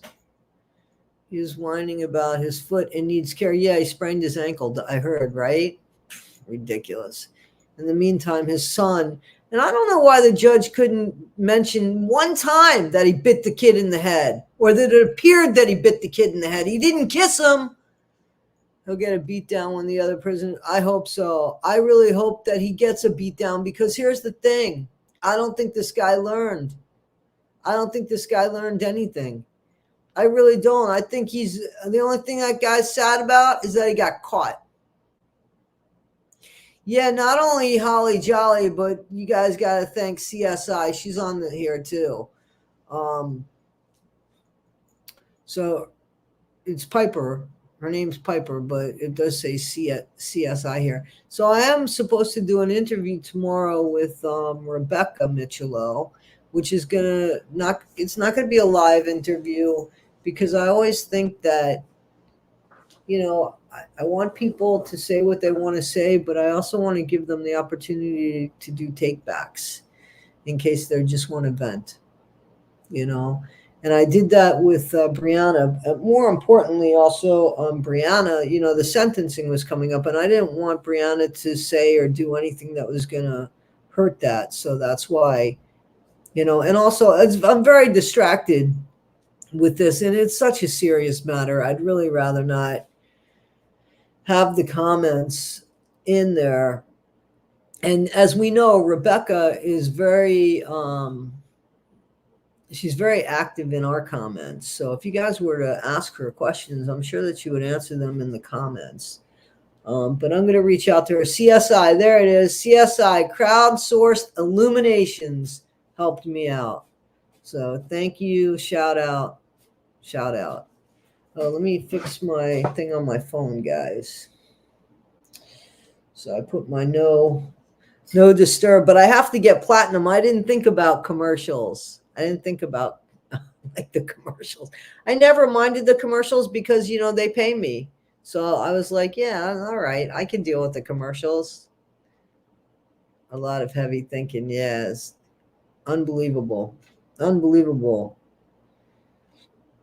And let me tell you something. Rebecca's letter and Brianna's letter, the judge, I thought for sure was going to add more time.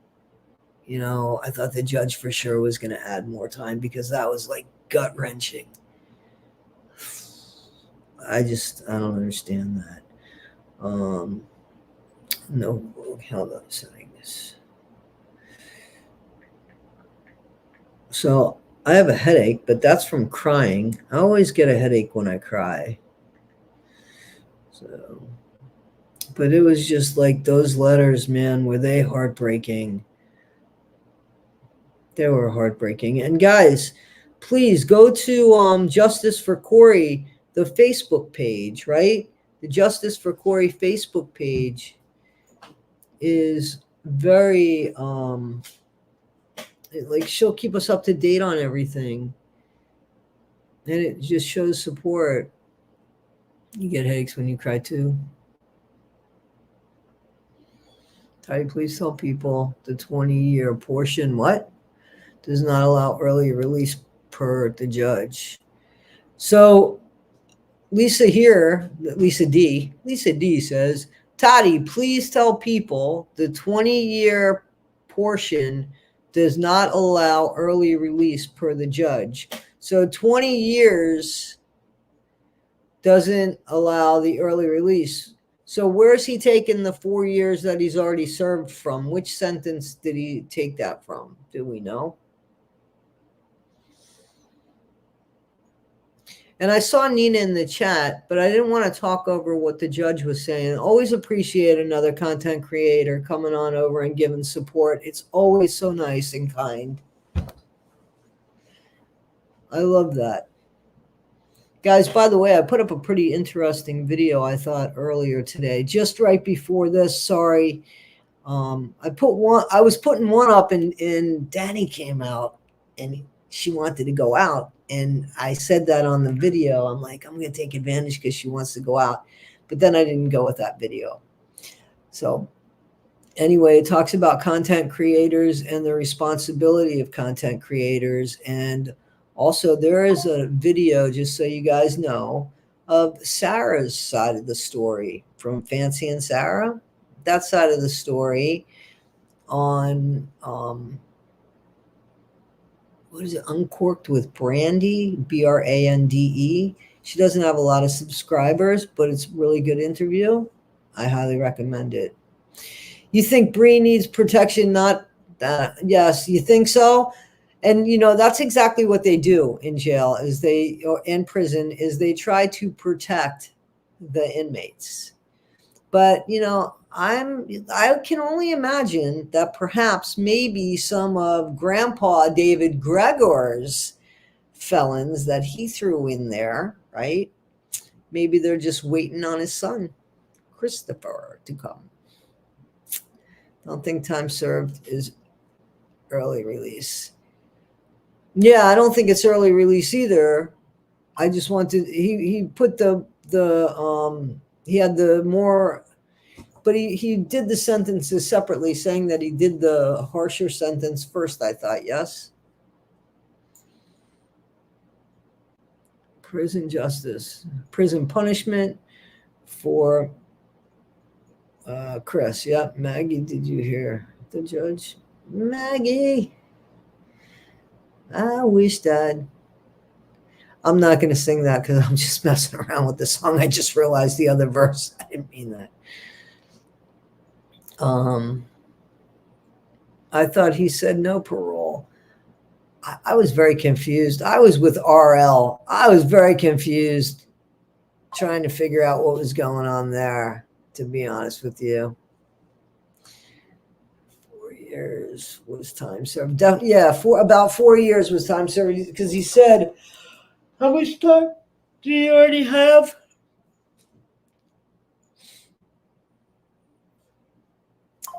I can only imagine what the I know that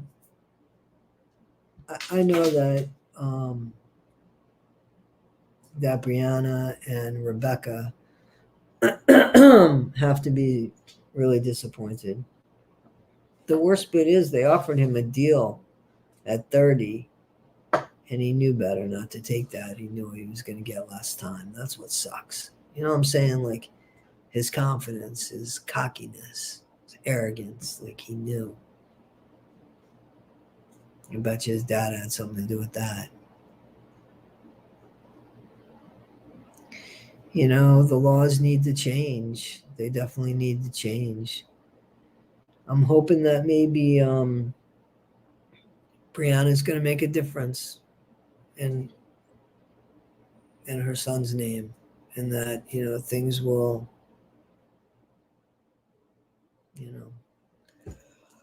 I'm sorry, guys. I'm not used to this schedule. This is like 3:40 in the morning for me. But I am off today. Somebody asked if any of our community went, and I don't know if anybody from our community went. So Danny did good. She went outside with me earlier today a few times, and I only had to bribe her once with the stinky treats in my pocket. Yeah, killing a kid and getting 20 years is shocking, right? Look at that just on paper. Killing a kid and getting 20 years. Look at that just on paper. You don't even need any emotion. You could look at that. There you are, RL. It's terrible. 5 a.m. in Australia. Oh, God, I'm so tired. I don't know. Brianna will make a difference. I hope so. I really hope so. Can hear you now. Good. Might have been with the thing going on. You know what I'm saying? It might have been with that. Good night, Mom. Good night, Mom. She's probably sleeping. I don't know. So, guys, I don't know what else to say. I'm feeling a little tired, to be honest with you. I got a little bit of a headache.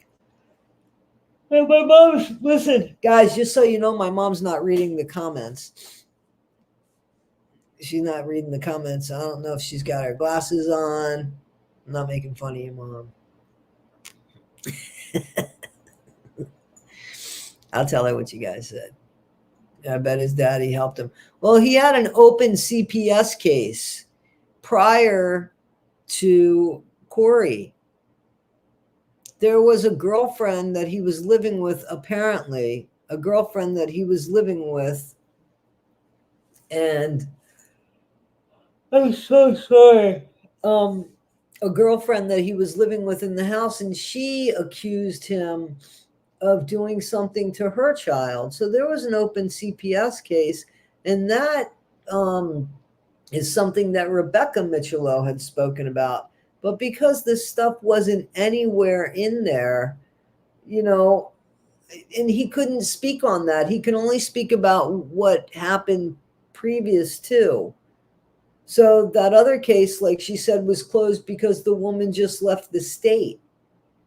So that was just like, our system needs to be so, it needs to change. Oh, God, it needs to change.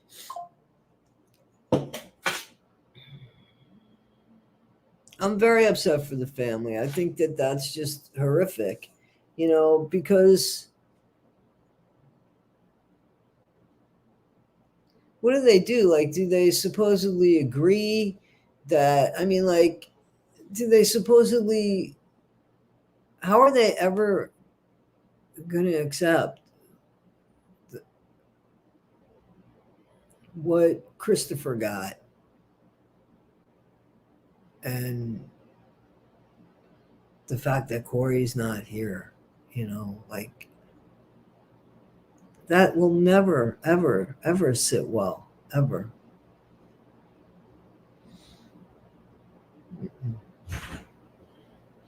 I missed the part when his dad stood up. Was his dad wanting to talk for his son? Yeah, so apparently what happened, just so you know, RL, was the dad wanted to defend the allegations that especially Rebecca made that were outside the scope of Corey's crime. So she had brought up things about the DUIs and all this stuff and just his patterns, right? And the judge, that wasn't on trial. So that's not to be made guilty or not guilty. It shouldn't be spoken about. But it was in the letters. The judge was saying, I heard it, but it's not going to affect me either which way. So David Gregor, the Mr. Everybody's got a fucking master's degree in that house, right? Because everything's got to look right. He says, well, even social media, they shouldn't think this. They should know the other side of the story. So that's when he spoke and wanted to say in his son's defense. And I don't think his son even wanted him to do it anymore. I don't know, but that's how I took that. The laws do need to change. Well, hopefully that will happen at some point. I'm hoping so. Yeah, if they were real tears, I cried more than he did.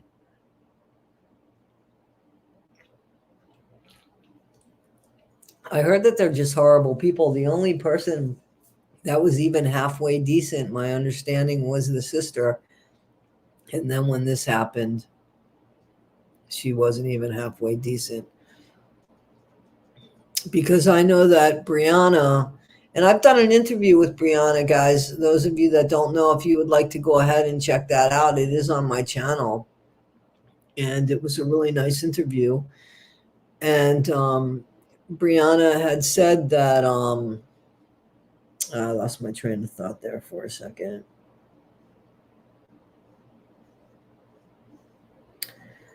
Brianna had said everything about that. I cried. I cried. They didn't want him. They didn't care. Congrats about streaming it. That is something. Yeah, thank you. Yeah. Grandpa Gregor just cared about the way things looked. They didn't really care about anything. All right, Jonna, thank you. They didn't really care about anything more than the way things looked. And a lot of these stories that that Rebecca spoke about, she had spoken about that, and it's too bad because they really at some point wanted nothing to do with Corey, nothing to do with Corey at all. They knew about Corey. And, when the judge said that, he came into Corey's life just recently, that's not true. He was there the night after Corey was born. Brianna called And he came that night, but he really didn't have an interest. He had more of an interest, according to Brianna, in Brianna. He had some sort of obsession, Brianna said. That's why during the impact statement, she looked at him and said, did you hate him because I loved him? You know, we know that there are parents that unalive children because they're jealous of the children and the relationship the child has with the other parent. I mean, how messed up is that? Thank you, man. I appreciate that. Just Jen. That's a special name for me. The judge had to follow the law, and 22 years would not be fun. No, it won't be fun. It's not fun now. That boy's going to get his beat. See, now he's going to go to prison. Here's the thing about jail, guys. So, because you guys know I used to work in jail, right? So here's the thing about jail. Most people in jail, okay, everybody that goes to prison has gone to jail first, but not everybody that goes to jail goes to prison. They only hold people in jail for so much time, and for sentencing like this. Now he's sentenced to X amount of years, he's going to go to prison. So the people in jail are usually, they've got a lot less time, so there's not enough time to put them in prison. So they're looking at a I'm going home date that's within reach. So their behavior is to be on the best behavior. Otherwise, they're waiting to be tried to go to court, and they still want their behavior to be the best behaved behavior because the judge gets to decide on that. What kind of inmate are they? You know what I'm saying? So in jail, he is a lot more safe than he will be in prison with people that are looking at 25, 30, 40, 50 years. You see what I'm saying?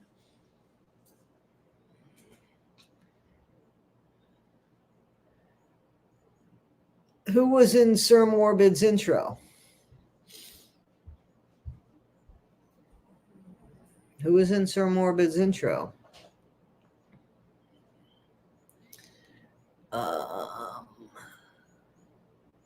I've never been in Sir Morbid's.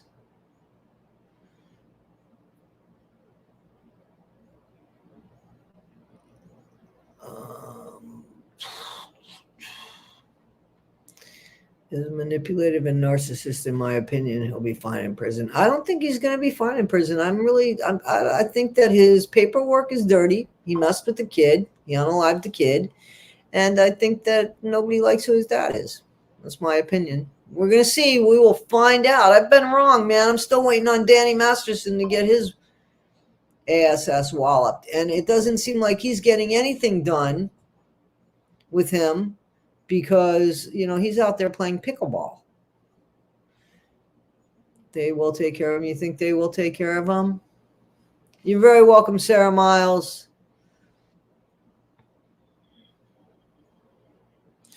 So, guys, I'm excited about the Sarah Boone case. I want to stay so involved in however we can help. Here's what I would love to do. I'd love for us to think about this as a community. I'd love for Rebecca to start some paperwork, hopefully with Corey's Law, and get it as a DBA or an LLC or Justice for Corey, whatever. And maybe I would be willing to have like 10%. You know how I said 10% of our stuff are going to go to certain organizations? I would do that. I would love for our stuff. I want it to go for kids. So why not for Corey? So if she could get that, we're going to start doing that, like I said, as soon as the tax return is done in April, and then we're going to pick 4 to 6 organizations. I'm going to have my my accountant tell me if it's 4 or 6, and then we'll come back on the channel and we'll discuss which 4 or 6 we'll do. I think that we should all be a part of that decision. People love you in the chat at Sir Morbid's. Who are you talking to? Who are they talking to with the Sir Morbid? I got to put the air on. Hey, Bubba. Move, Bubba.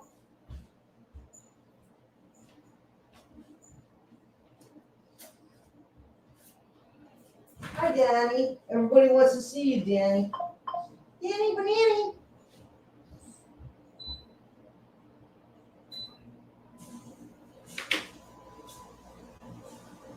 Danny, Banani. Come here, Danny. Come here, Danny. I want you to understand this dog has a mind of her own, but it looks like she's decided to come. So people want to see you, Danny. There, Danny, look up. Ah, there she is. Yay. She got a spot on her. Milo's laying on the floor. So there she is. More of it. Danny, the guest star appearance. Yes, she is. So what did I miss? I wasn't on Sir Morbid, so I don't know what you guys are talking about. Did I comment on something or something? I don't know. Oh, somebody else was on it. Good night, Maxine B. Thank you. Thank you for being part of our day. Thank you so much. Corey's Law, Kathy Hanna, yes, a great family here. It is. Danny is a guest star. Danny Banani, that's right. I have a whole song I sing to her. Why do you say that about Sir Morbid? She is so sweet. Sir Morbid is a cool channel, but I can't watch it. Okay, all right. Well, okay. Ken was on. Who's Ken? Oh, Ken. Oh, Ken.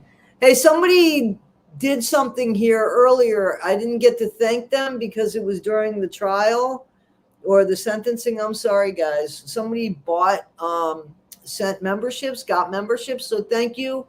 I'm sorry, whoever did that. My apologies. I just didn't want to interrupt during the sentencing. But whomever it was, thank you. So when somebody buys memberships, how do you guys get them? Who gets them? How does that work? I know nothing. I know nothing. Ken was on. Okay. Shaker Sister gifted memberships. Oh, okay. Holly Jolly, you're always on point, man. You are always on point. Thank you so, so much. So, but how do people get them? Can I ask how they get them? It shows in the chat and you get an email. No, I mean, like, are they up for grabs? Oh, YouTube gives them out. Okay. Into the Weeds, something about Into the Weeds podcast. Randomly assigned. Oh, okay. They're randomly assigned. Okay, thank you. Okay, cool. That's cool. That's really cool. I know nothing. It's magic. Suzanne says it's magic. It's random. Okay, very cool. YouTube. All right. Thank you for that. Thank you for that, guys. Thank you for that. Guys, did you see the video that I put up not long ago? The one with Sarah from Sarah and Fancy? Because I really thought that was interesting. And, you know, when somebody, and listen, I am not co-signing with Sarah's behavior.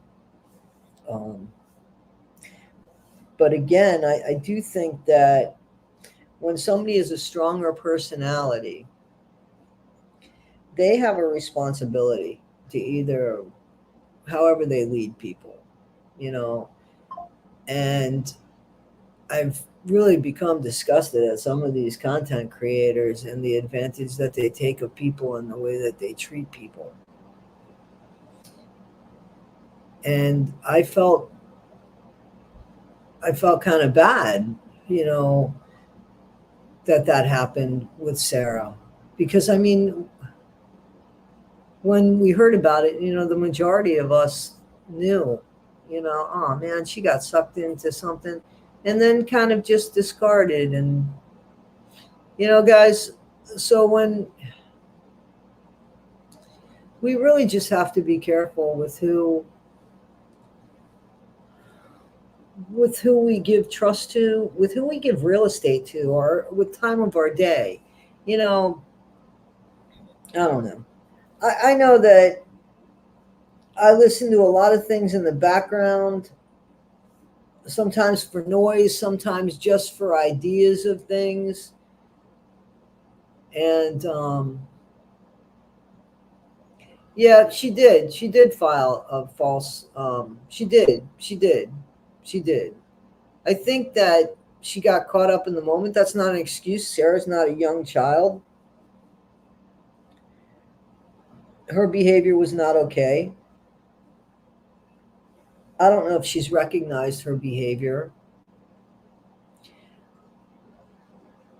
but the pattern continues on with Fancy, and that's not okay.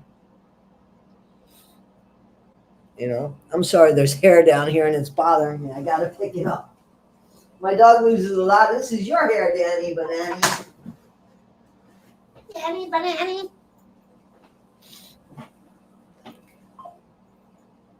Teresa membership gives you a select gifts under. Okay.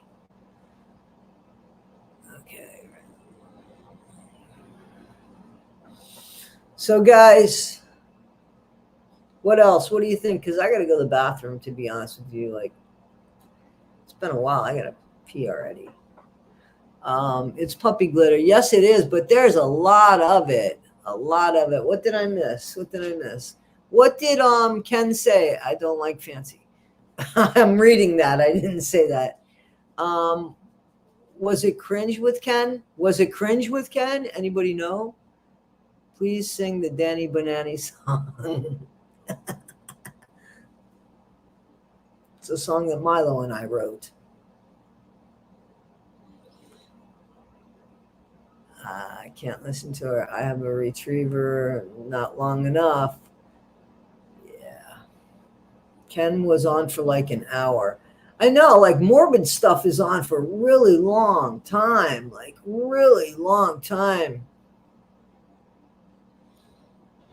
Yeah, you saw Fancy as being mean. Yeah. Please, my weekend could use Gypsy Rose Country. What is it?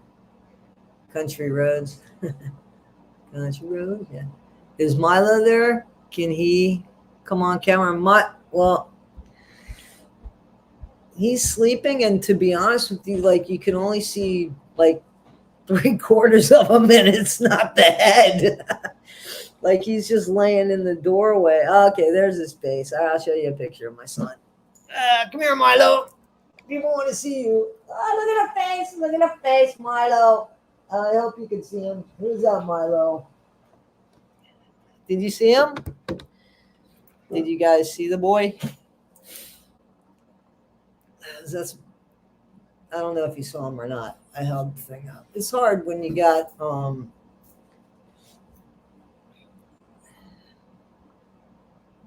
Gypsy to Ken. I guess if you guys wanted to, you could check out that, right? Were you able to see Milo? Don't be jealous, Danny. Danny's just looking like, what's up, Mom? He is chilling. I've been very fortunate with my pets. They're all great. They're great. Get together more for you. Milo's always looking like an older what? He is. He's going to be 11 on the 16th of this month. Hero did a great job raising him. Hero actually raised that boy.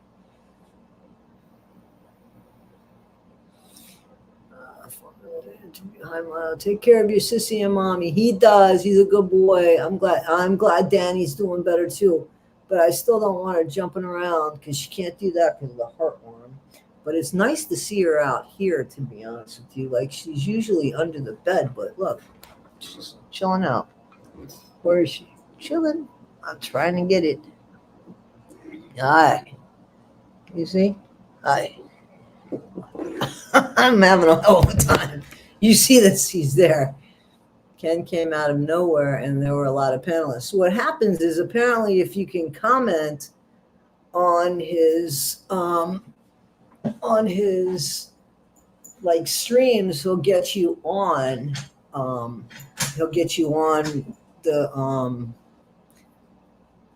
he'll get you in the chat and stuff like that. Yeah, she's getting comfortable. And I'm very grateful. I'm very grateful. She's really good. I took them to get their nails cut just yesterday down the road, and that was really good too. Really good. My mouse isn't working now. Oh, hang on. I think I did something here. Okay, can you guys hear me now? Because I pulled the mic out. Hey, Tech Sweet Pea. Just general girl, and my deepest sympathy. Okay, I'm missing stuff here in the chat.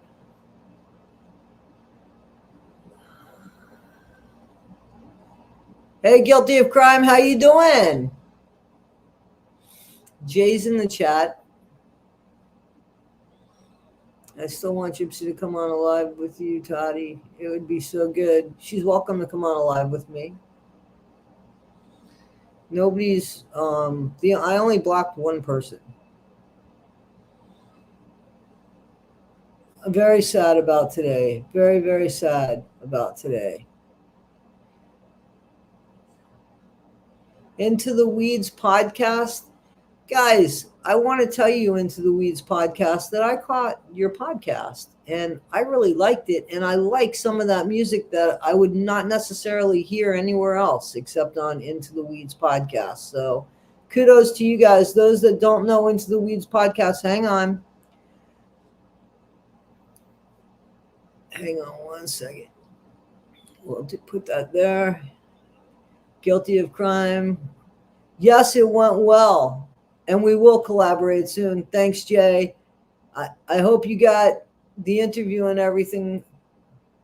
Thank you, Jay. I appreciate that. Thank you for your help earlier, too, when we were trying to do it all together. You're very welcome, Into the Weeds. I do. I definitely do listen to you guys, and I'm serious about the music. And I think that the last thing that you did with talking about the story and the different perspective and getting caught up with everything and the hype of everything and the misunderstanding, that's all human stuff. I think it was real. So, and I'm sorry that you were taken advantage of, because that sucks.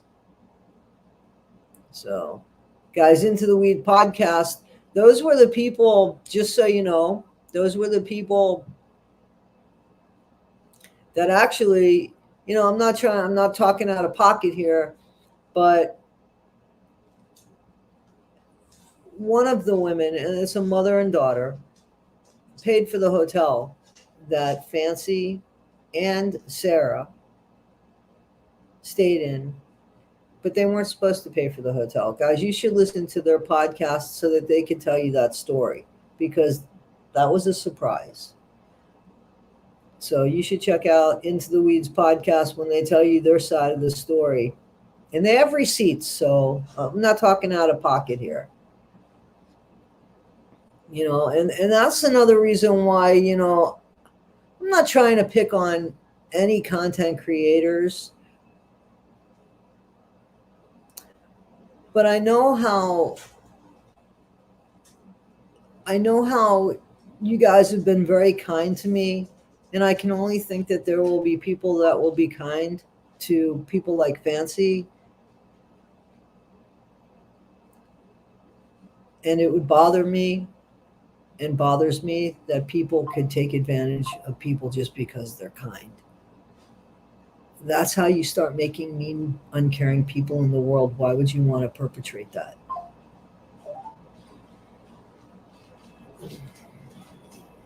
Yeah. Yeah. Guys, Milo is going to start making noise here any minute. I can hear it. Yeah, I heard that. But, you know, I did hear that, right? About RL wrote something that's true. Hang on, let's put this up. RL. But here's the thing. From my understanding, Sarah was donated $10. That's what she was donated. Fancy was in charge of all of the money. I think that, listen, purchasing the edibles and stuff like that pissed Sarah off. As far as the food goes, from my understanding, they got an awful lot of food that only Sarah, something about, I don't know. Guys, I don't want to stick up for Sarah. I don't care that they bought food. It would be really crappy that they did buy, that one of them bought weed. That's pretty shitty. You know what I'm saying? I mean, especially, it's one thing to have somebody donate to your channel and they want whatever you want. No. But when somebody's donating for a specific thing, I think you should do the specific thing. You know what I'm saying? It's not really your money to do with what you want. There's a reason for it, a place for it, the reason why you're asking. So that's what I think. And, absolutely, the economy is tough. The economy is tough, man. Let me tell you something. The economy is tough. But I got to tell you that this thing that Sarah was saying, and it just, it just showed a whole different attitude, right? $100 for two of those things. It probably costs more than that because I know what the taxes were. Donation money. Yes, it was with the donation. Guys, seriously, you should check out Into the Weeds. Will tell you about it. Excuse me. And Sarah, who was on Uncorked with Brandy, Brande, had something on it. And I don't want to piss you guys off. I'm going to tell you where. Who said that? Lisa D. What did you say? Wait a minute. Wait. Let me see what you said. Did you interview Sarah? No, I did not interview Sarah. This was something that I saw today. Just saw it today. The interview. I heard it in the background.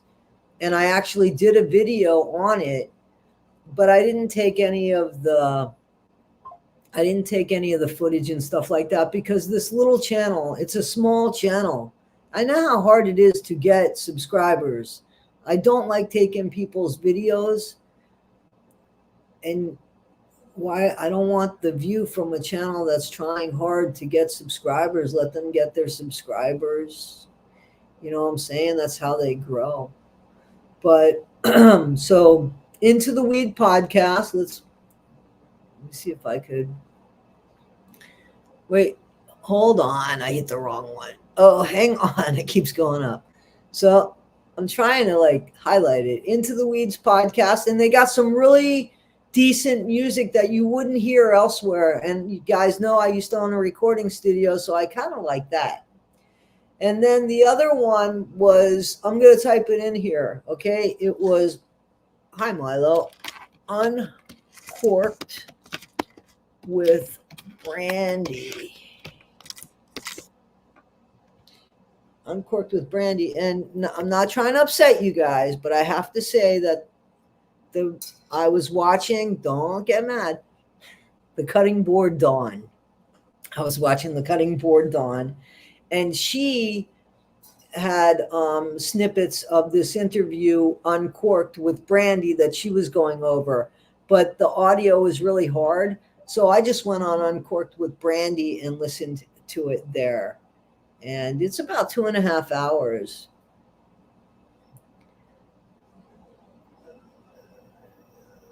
I don't blame you, Into the Weeds podcast. I don't blame you for sticking away. There's only so much more we could honestly talk about with Gypsy, to be honest. And I'm not really trying to get into the drama of the tit for tat with content creators. More to say, I think people should be careful who they follow and who they give blind faith to. And that we're all here in front of iPhones or Androids, and that don't put anybody on a pedestal, nobody on a pedestal, because we're all here just trying to make it, man. We're all here just trying to make it.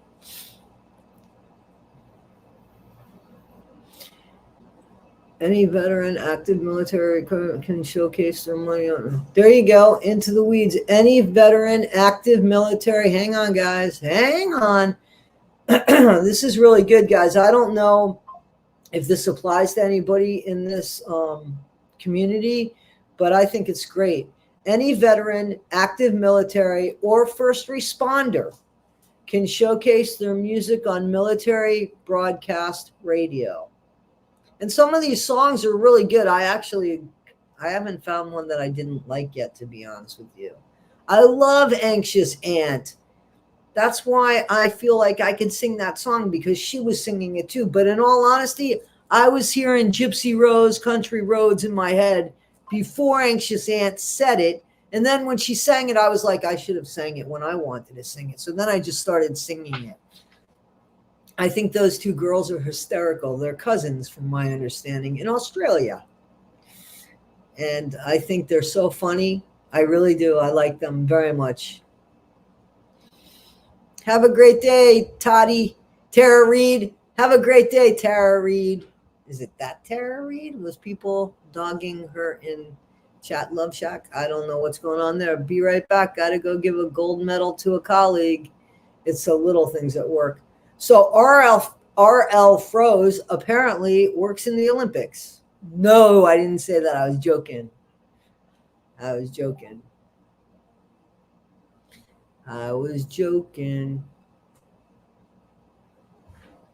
Just Jen Truth Finders.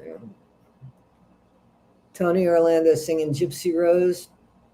Yes. John Denver. Yes, he was a winner, wasn't he? He died in a plane crash. I like Tony Orlando and Dawn too. That going back in time. You guys want to hear about anything about stuff like that? Like back in days when, like, songs and what was going on at that time, and maybe a little bit of gossip and history about people that were in the entertainment business, or no? Sometimes I like talking about that. Some of that stuff interests me. Yes, way back. How far back we going? Yes, I can't imagine my childhood without them, right? Right? Exactly. Do you remember Tony Orlando and Dawn used to be on television? Remember that? Tie a yellow ribbon. My stepmom tied a yellow ribbon around the old oak tree. It wasn't an oak tree, but it was a tree when my dad got out. Yes, she did. My mom loved it, and my aunt dated. Oh, my mom, Neil Diamond, mom. My aunt dated Neil Diamond, Mom. If you're listening, Mom, somebody on here said that their aunt dated your favorite, Neil Diamond. I took my mom to see Neil Diamond 100 years ago. I've been making new lyrics to Gypsy Rose. Got a new nose. I love Neil Diamond too. I'm 64. I remember. There we go. CSI. Hey, this is cool, guys. I love to see communications in here. I love it. Well, guys, I want to get another video out tonight. I'm off work. But I also need to unpack my stuff, which I haven't done because I've only really been off one day, except today and yesterday. So I think I slept most of the day yesterday. I don't remember yesterday. So I'm gonna call it. I'm going to try to put a video out. I think I've got some stuff that I'm working on. Anything you guys want to hear about? What about the donation money? Somebody wrote something about the donation money. I just saw that. Are they fighting over money? Oh. Who fighting over money? Bad girl. Bad girl. What's it going to be? You want me to sing it? Bad girls. There was one of my favorite shows was called Bad Girls. It was from the UK. It was about women lifers, women doing time in prison. Great show. Great show. I met Billy Connolly, the comedian. Dad's friends with him. He came to our house. Very cool. Very cool. What you gonna do when they come for you? Yep. Your grandma sang backup for Chuck Berry. Very, very cool. That's really cool. By Madonna. Okay. Okay. This is all cool. Very cool. Summer Wells. I don't know. I really don't know. I really don't know. There was something that I saw which I found really interesting that I thought I might talk about. It was from Wade Williams. So somebody got a hold of his phone call to his dad where he confesses to everything. And his dad is asking him why he's so mad at women. That was pretty interesting. Into the Weeds. Have a good one. Thank you for being a part of this. Thank you so much for being a part of this. Whoops. Wrong one. Wrong one.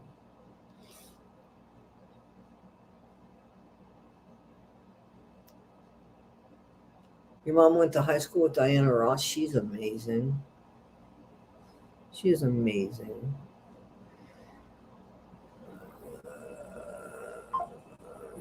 All right, guys. I'm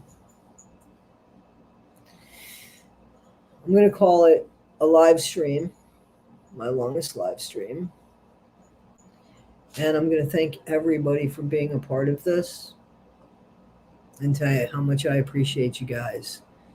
Guys, we didn't get the verdict. I mean, we didn't get the sentence that we wanted.